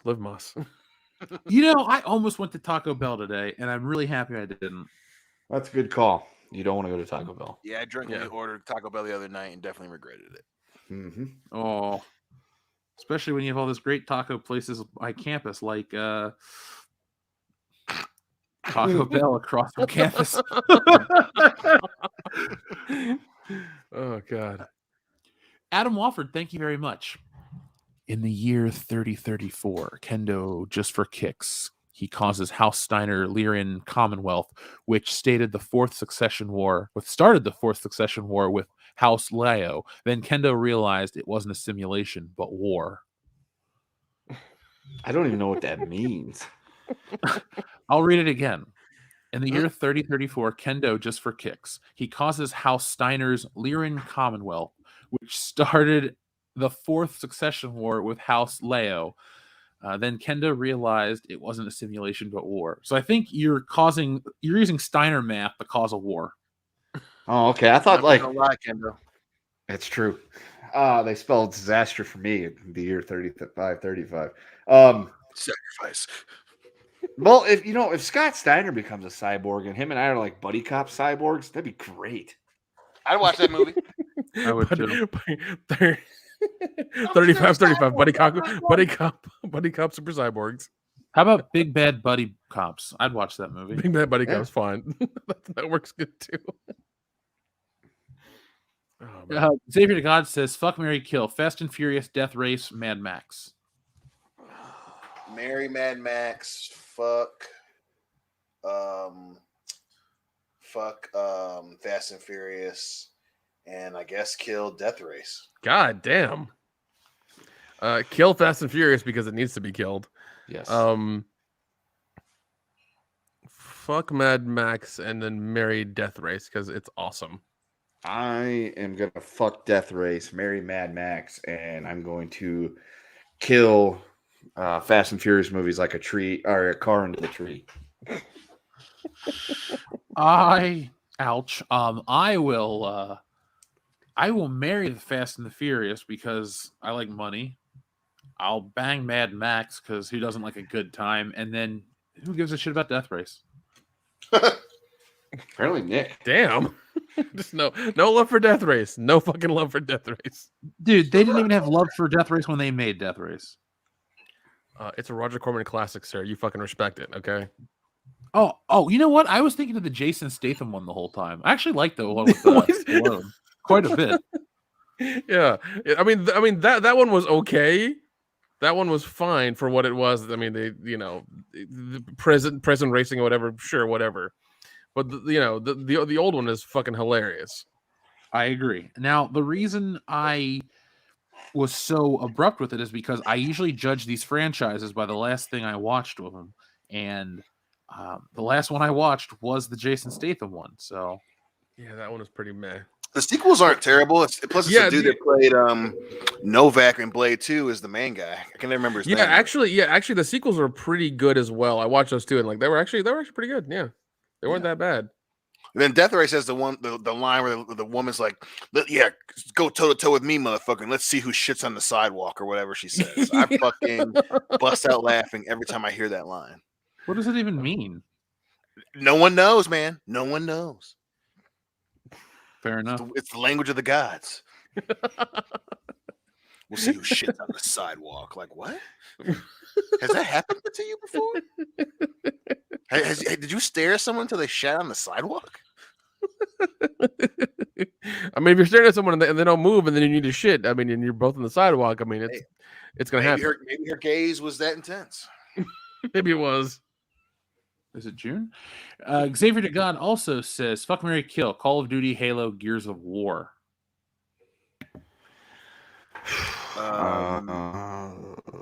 What was the fucking? It was Call of Duty, Gears of War, and what? Halo. Ooh, marrying Halo just because it's Halo. I'm definitely fucking Call of Duty. Oh no! I'm marrying Gears of War. I'll fuck Call of Duty, and I guess kill Halo. No. Marry Gears of War. Fuck Halo, kill Call of Duty. I feel that one feels right. I will marry Halo. Fuck Gears of War and kill Call of Duty. Yeah, that's my answer too. Marrying Halo, fucking Gears, killing Call of Duty. Same. Sorry, Call of Duty. Klaus Stork, what's up? He says, "Hey, WCBS crew, here's a line idea for the comic. Back off, man. I'm a scientist. It's ma'am." It is ma'am. Well, folks, remember, Wokebusters features the Stay Woke Trigglypuff Man, which is an amalgam. Well, which is the creation of what happens when you ingest just way too much of this woke shit. So, well, I think it happens when you ingest too much soy. That's what happens when you become ultra vegan, and then you get angry, then you turn into the Stay Woke Jigglypuff. I'm just looking at a picture of it now. It makes me laugh. Joey the Lazy One, thank you, says in the year 3535, who was the 33 and a 33? Who has a 33 and a third chance of claiming Jeff's refund from WrestleMania? Oh my god, that could be a plot line. Cyborg me in the year 3535 is trying to hunt down the head of Vince McMahon in a jar to get your money back for you. Very post. Oh my god! That actually, you know what? That's a funny. That is a hilarious comic where you just wake up and it's like 35, and you're just like, you're human, but we don't know that you're a robot yet, and that's your mission. Is like, man, I got this receipt. I gotta go here and get it. I was getting a refund. What the hell? My friend Jeff has been dead for 1,400 years, and you owe $100. yeah. You keep having these like painful flashbacks to like 2015 or 2022. I was hanging out. You're just like, what? Who is this guy? What am I doing? And you just don't know what's happening, but you keep like moving forward towards your target, and you just don't realize until like halfway through somebody reveals that you're just like this metal machine. Yeah, on a quest to get a refund for my friend who's been dead running on Windows 11 years. Running on Windows 11. Kennedy McMahon. Yeah, like that's all it is. Like you have like an old phone as well, and you're just like, what the hell's going on? Like you have no idea what's going on. Xavier to God, thank you very much again. Let's see, where did that one go? Let's see. 1, Spider-Man or Batman Begins? Spider-Man. Yeah, it's got to go Spider-Man. Like the TV shows? I think these are the movies. Ooh. I think I gotta. Since we haven't gotten the Batman Begins one yet, I gotta go with Spider-Man because it was just so good. I'm torn because my favorite Batman movie. That's 89. Oh, I'd rather watch Spider-Man. I watched it yesterday. Here we go. Spider-Man 2 or The Dark Knight? Ooh, Spider-Man. Oh, I do love The Dark Knight though. It is really good. I gotta go with The Dark Knight, and I fucking love Spider-Man 2. Yeah, that Dark Knight barely. Dark Knight barely beats Spider-Man 2. Barely. Yeah. Just yeah, gotta go Dark Knight. Spider-Man 2 all day. Hell yeah. And finally, Spider-Man 3 or Dark Knight Rises? Dark Knight Rises easy. I love it. No, I'll go Spider-Man 3. I'll go Spider-Man 3. Dark Knight Rises. This is your life without strawberries. I mean, we got a bunch of those memes and a bunch. I mean, the only thing I'll give the last movie is the beginning with the plane where they hijack it in midair and then pump the guy's blood into the other guy's body and then crash it. That was like cool. an amazing fucking stunt and scene. Other than that, the movie falls flat for me. Dark Knight Rises is so. It's definitely a silly stuff happens for sure, but I fucking Bane and the fight scene with Batman. Then you have that moment where he goes, "No, standing on ceremony here, Mr. Wayne," like that oh shit moment, and he just proceeds to beat the fucking brakes off of Batman. It's just, I love it. And then fucking listen, I know the voice. Not everyone was a fan of the voice, but I liked it. It was different. Plus it's Tom Hardy, and he had that fucking prison bod. I dug it, man. I dug it. How does Batman? And nobody can ever answer this question for me. How does Batman survive at the end when he flies off with a nuke? I don't know. That's definitely his. He jumps and he swims, motherfucker. That's what happens. Yeah, I get it. He jumps and he swims, or he gets in the EMP-proof bat submarine or something like that. But still, that thing is like gonna go off, and he's gonna be pretty damn close to it. Well, remember, he programmed the remote himself, like, months before or days before. The wannabe internet, detectives are always like, well, you see him leave the Batwing when it flies over the when it blows up the top of the building so it can clear. I'm like, you don't see that shit. So that was the question I had immediately following the movie, walking out of the theater. And it's been 10 years and I still don't have an answer to this question. How the hell did he survive that nuke going off in very close proximity to him? Right. Well, next time you and Chris Nolan hang out, you ask him. I will. All right then. Be like, yo, plot hole, motherfucker. Listen, I said it for years, man. The small details are not Chris Nolan's greatest attribute. But at least he can finish a franchise. Unlike JJ, he can at least finish the franchise. Never mind. Warner Brad Brothers Thomas has it. Calling him. Brad Thomas has it. Nuke repellent spray. See that explains it. Yep. I mean, I've seen Batman use shark repellent spray. So the nuke. Okay. Never mind. I have an answer. I'm good.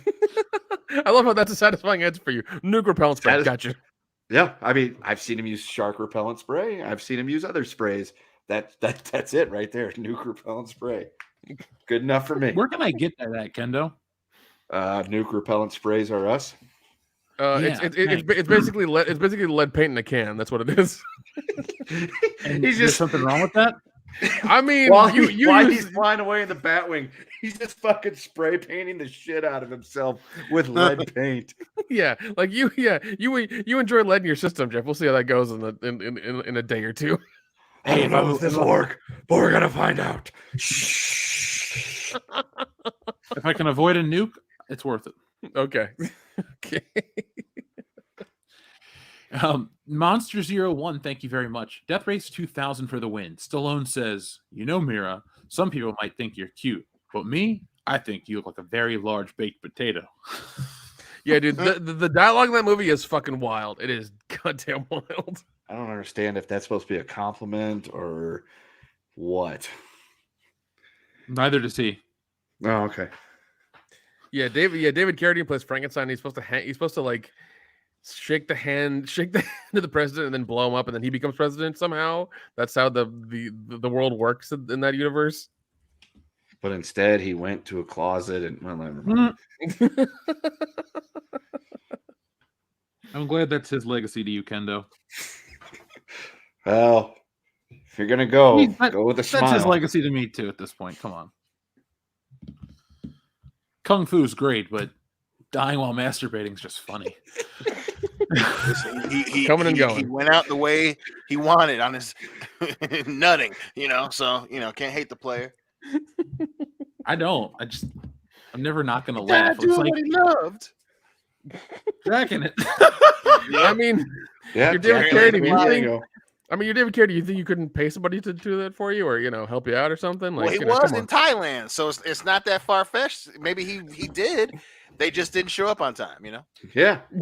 Or he got frustrated. when they did and he died, they just were like, "I'm getting the fuck out of here! A dead white guy in this room. I am not. I already live around. in fucking Bangkok. I ain't sticking around for this shit." Yeah, I know what's gonna happen when the police show up. I'm leaving. Yep. Zanarkland. No, hold on. Zanarkand says Microsoft acquired Activision for $70 billion. I think Sony could acquire Square Enix, Capcom, and Sega altogether for less than $15 billion. I think that's what they should do. What do you think Sony should do? Buy whatever they can that'll sell. Buy Dogecoin. I don't know if that's a good idea anymore, but that's true. I mean that's a move for them.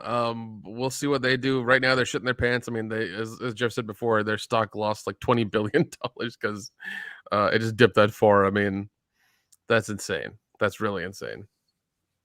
We'll see what happens, man.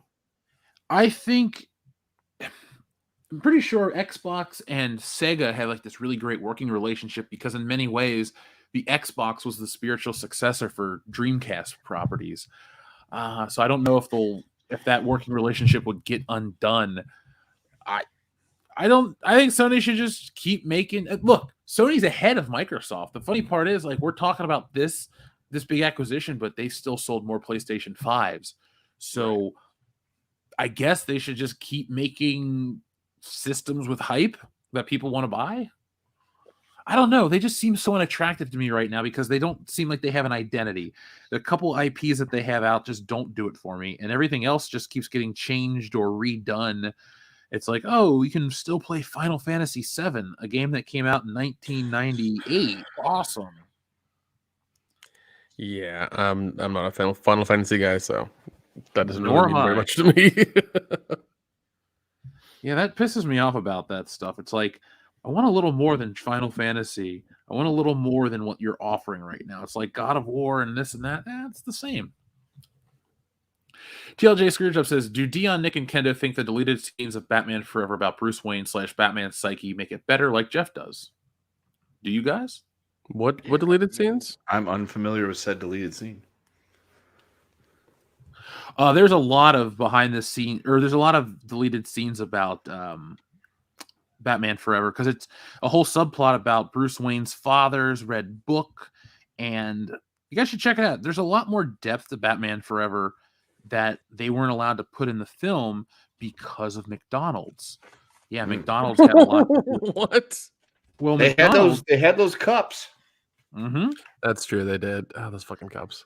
Well, look, McDonald's had a deal with them for Batman Returns, and parents were all up in arms because Batman Returns was too dark, too scary for the kids, and so they made them pull it back a lot. And then you get to Batman Forever, and it was a much, even in the production of the film, it was a darker, deeper film, and they have to change it. So,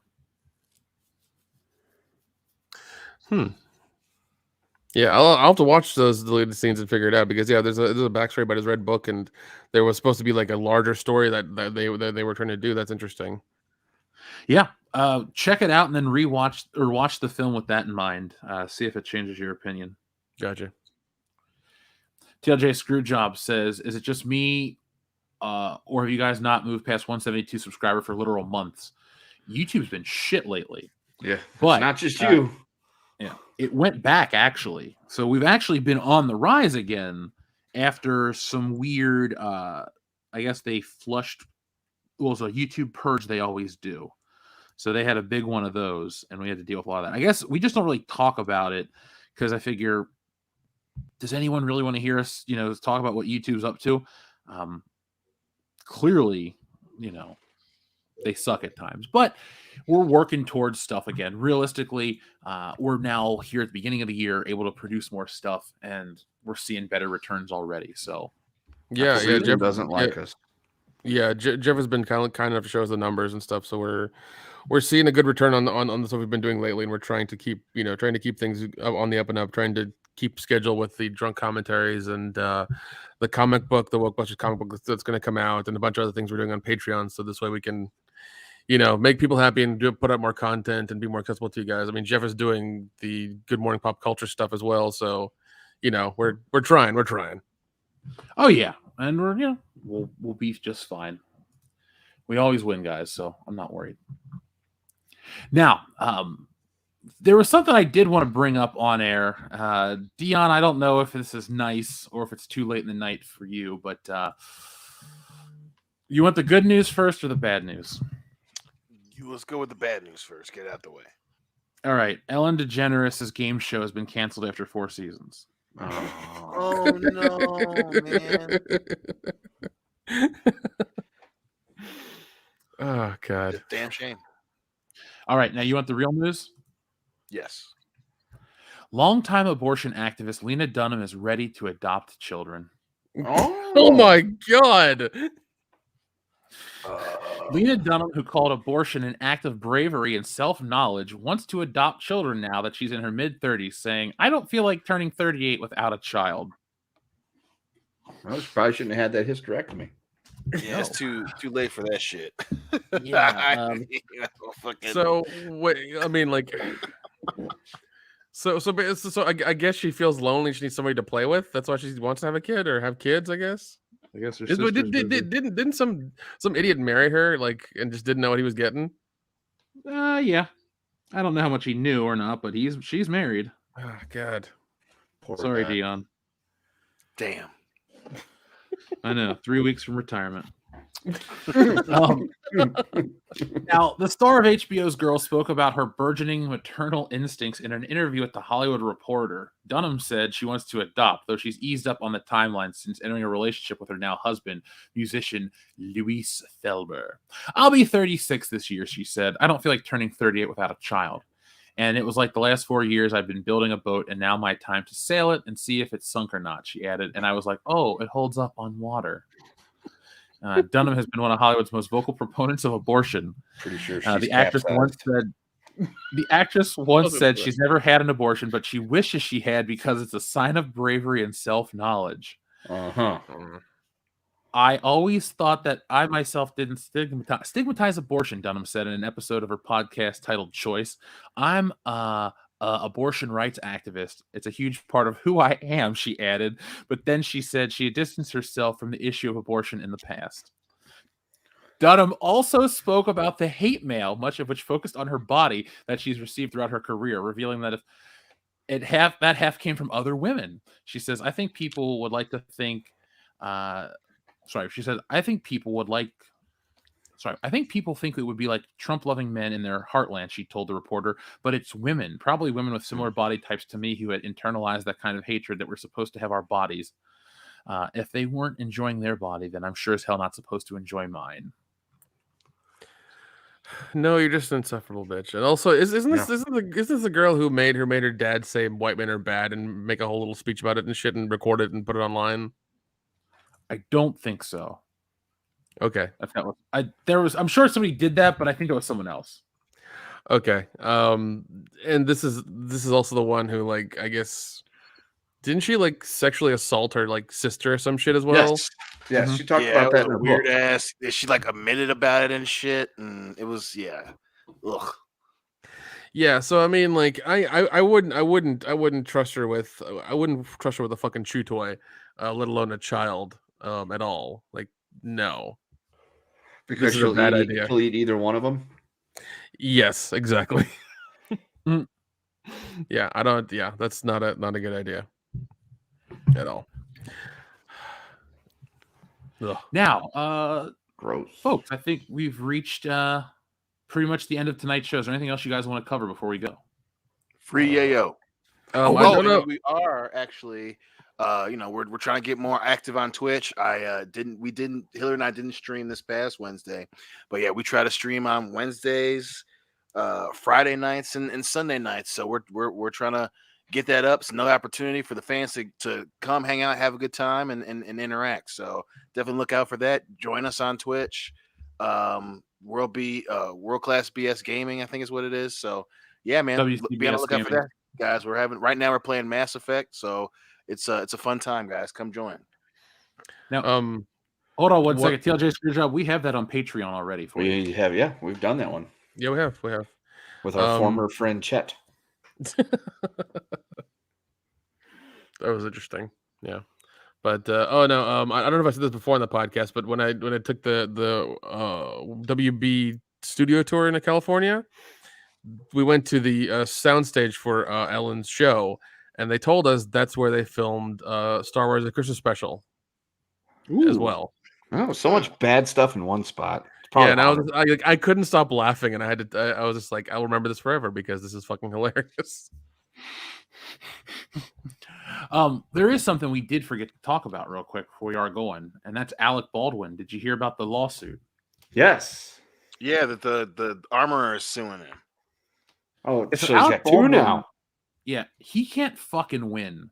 So the family of the U.S. Marine killed in Afghanistan files $25 million lawsuit against Alec Baldwin, claiming the actor accused them of being insurrectionists on Instagram. The family of a Marine who was killed in Afghanistan filed a defamation suit against Alec Baldwin. Riley McCollum's relatives said Baldwin accused them on Instagram of being capital insurrectionists. His sister was in Washington, D.C. during the riot, but never entered the Capitol, the lawsuit said. Should Alec Baldwin even be on social media right now? Probably not. Alec help Baldwin should be himself. in a bunker right now, hidden from the world, and just have a publicist that screens the news and then gives out decided messages that do not implicate him or cause him any more issues. Yeah, there should be three people who have to like confirm a message before it's sent on Twitter or Instagram or whatever before anything, just to make it okay. He should disappear for 6 months to 5 years until everything blows over, and then resurface again. I'm just saying. Or maybe never come back in this case. Yeah, he cannot help himself, man. Yeah, because it seems like every couple of weeks since October of the incident that he's just been getting shit on over and over again, and I fucking love it. I think it's hilarious, but God, that man's life sucks right now. Yep, he likes being in the center of the storm. Well, yeah, he created that storm. Yeah, that he is. It's like you pulled the trigger, bro. Stop making excuses. No, he didn't. The gun went off on its own. It's one of them self-firing guns. Oh, we gotta stop producing the self-firing guns. Those are the real problems. Yeah, and then the armorer being like, "Oh, it's not my fault. I knew what I was doing." It's like we know differently. I think we heard different There's things. There's literally a handful of people whose fault this all can be laid on. It was an accident, but there's a lot of negligence to go around. Yeah. It's as woke as Hollywood is. There's a surprising amount of negligence on the set of this movie. Like it's shocking, really. You know, as much as like, oh, safety first, and this, that, and the other. It's like, no, clearly not. Just giving my not here. A bad name. Yeah, I mean, it got so bad to where The Rock won't even allow fake guns on the set anymore. So, well, I can't wait for Black Adam to eventually come out. Dion, I should have made a bet with you. What'll be out first, Black Adam or Avatar 2? Oh God. Xavier to God, thank you very much. He says, rate these movies from least to greatest: X-Men, X2, First Class, Days of Future Past, The Wolverine, Logan, and Deadpool. While you guys are thinking about that, I will go ahead and say from least to greatest. Least will be The Wolverine. Then put that in the chat so I can remember all the damn choices. Oh, yeah. Hold on, copy and paste it. Here you go, Dion. It's on screen. Yeah, everybody at home can play too. So I'll go from least to greatest. That's going to be hard because I got to go The Wolverine at the bottom. No, sorry. I don't like First Class. So First Class at the bottom, then The Wolverine on top of that.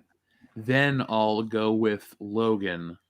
Then I'll go with Deadpool. Then I'll go with X-Men 1. Then I'll do X-Men 2. Then I'll do Days of Future Past at the top. Yeah, First Class at the bottom for me too. Then The Wolverine. Then give me so First Class bottom, Wolverine on top of that. Then I'll go Logan, Deadpool, Days of Future Past, X-Men the next two.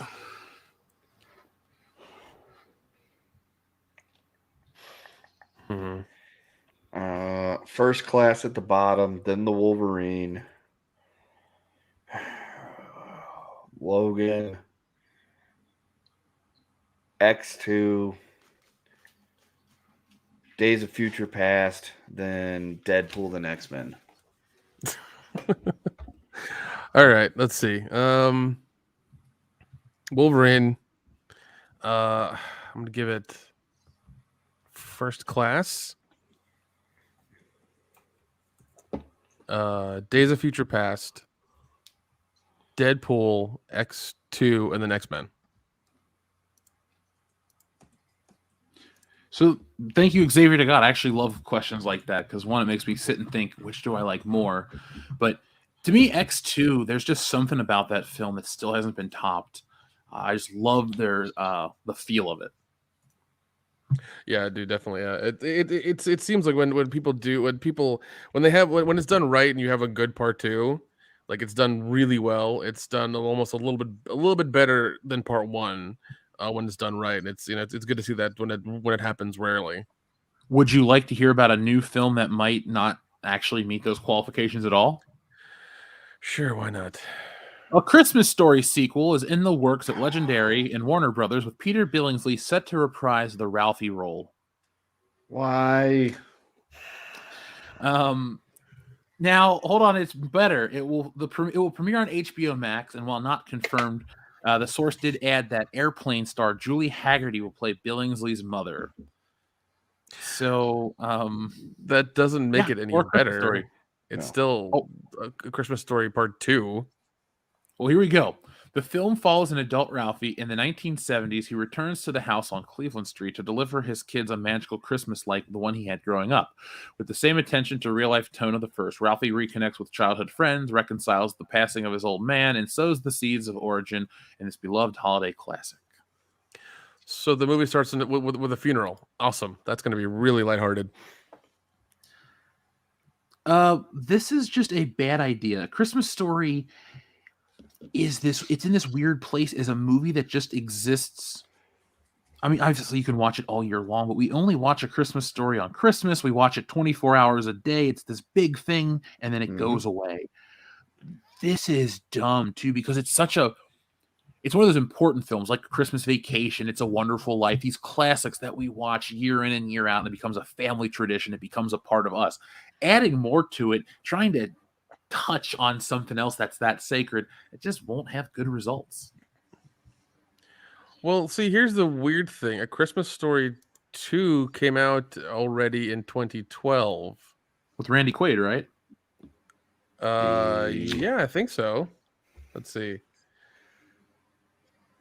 No, that was Christmas Vacation Part 2.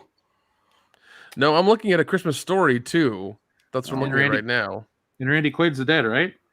No, it's Daniel Stern. That's who it is. Shit, I knew. Okay, I knew it was like some weird off get. Like, who's the dad in that one? Yeah.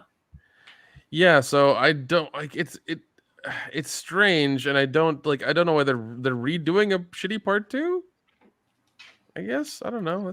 That's awkward. The film takes place in 46, 6 years after the events of the original film. Ralphie's now 15 years old, and he wants what he wants is a used 1939 Mercury 8 convertible for Christmas. Okay, that's that's kind of the beginning of the plot. That's weird. You're not excited? This doesn't sound good. I know that none of this is like Christmas Story 2 Part 2. Like it doesn't sound good. No, it doesn't. I mean, I'm excited to not watch either one. Yeah, that's just that's so weird. That's so strange. So, yeah. Unless we have some more Wait, hold on. We got some more coming in from our friend Xavier God. Says, where did it go? It says, what's more true that the second film in a trilogy of the franchise is the best, or that the third in the franchise is the worst of a trilogy? I'm gonna go with the third is the worst is probably more common than the second being the best. Yeah, because what usually what happens is the second, they'll make the first one, and then they're like, oh, okay, we'll bank on it in part 2. We'll make part 2, and usually part 2 is a money grab more than likely, and then they'll milk it again for part 3, and it's even worse than part 2 sometime more than likely, and it just sucks. I'll go with the third one is usually the shittiest one as well. I'm thinking first my brain went to Beverly Hills Cop 3, and I went, yep, that one is the shittiest. Mm-hmm. Ninja Turtles 3 is the shittiest. Yep. Spider-Man 3 is the shittiest. Not to say that Back to the Future 3 is shitty by any means, but it's the least good of the 3. Yeah. That's true. Folks, by the way, hit that like button before we close out this show to let YouTube know that you enjoy us and the content we produce here on the platform. I will be back in the morning with Good Morning Pop Culture. I'm dreading that already. No, I'm actually looking forward to it, folks. It's nice to hang out with everybody. I just only get a few hours of sleep because of it. But hey, anything to promote Wokebusters. Now, folks, let's check out one more time. Let's see. We got the videos. We've checked out our foreskin drawing. Folks, we're only 37% of our goal. Let's get it to 50% by this weekend. I've been dropping the link in the chat all night long. You guys can find the link everywhere. It's on our link tree. It's on social media. It's everywhere you want it to be. So there it is one more time. Folks, I'm going to be getting out there, making the rounds, hanging out with other people on some awesome streams. But in the meantime, check it out. I'll be showing the Wokebusters magnet that everyone unlocked, Wokebuster Jeff. And I'll be adding our friend Froskin to the Indiegogo so everyone can see what happens when one of these triggered beasts comes to life in the real world. The Wokebusters are here to make fun of them. So before we get going, is there anything else you guys want to talk about? Free Ayo. No. All right. Well, it was a weird week in wrestling, but we already covered all that. Nick, is there anything else you'd like to say? No, man, I'm good. All right. So, folks, I'll be back in just a couple short hours. So, until then, be smart, be safe, be cool, but always be excellent to each other. .com. Nice shooting, son. What's your name?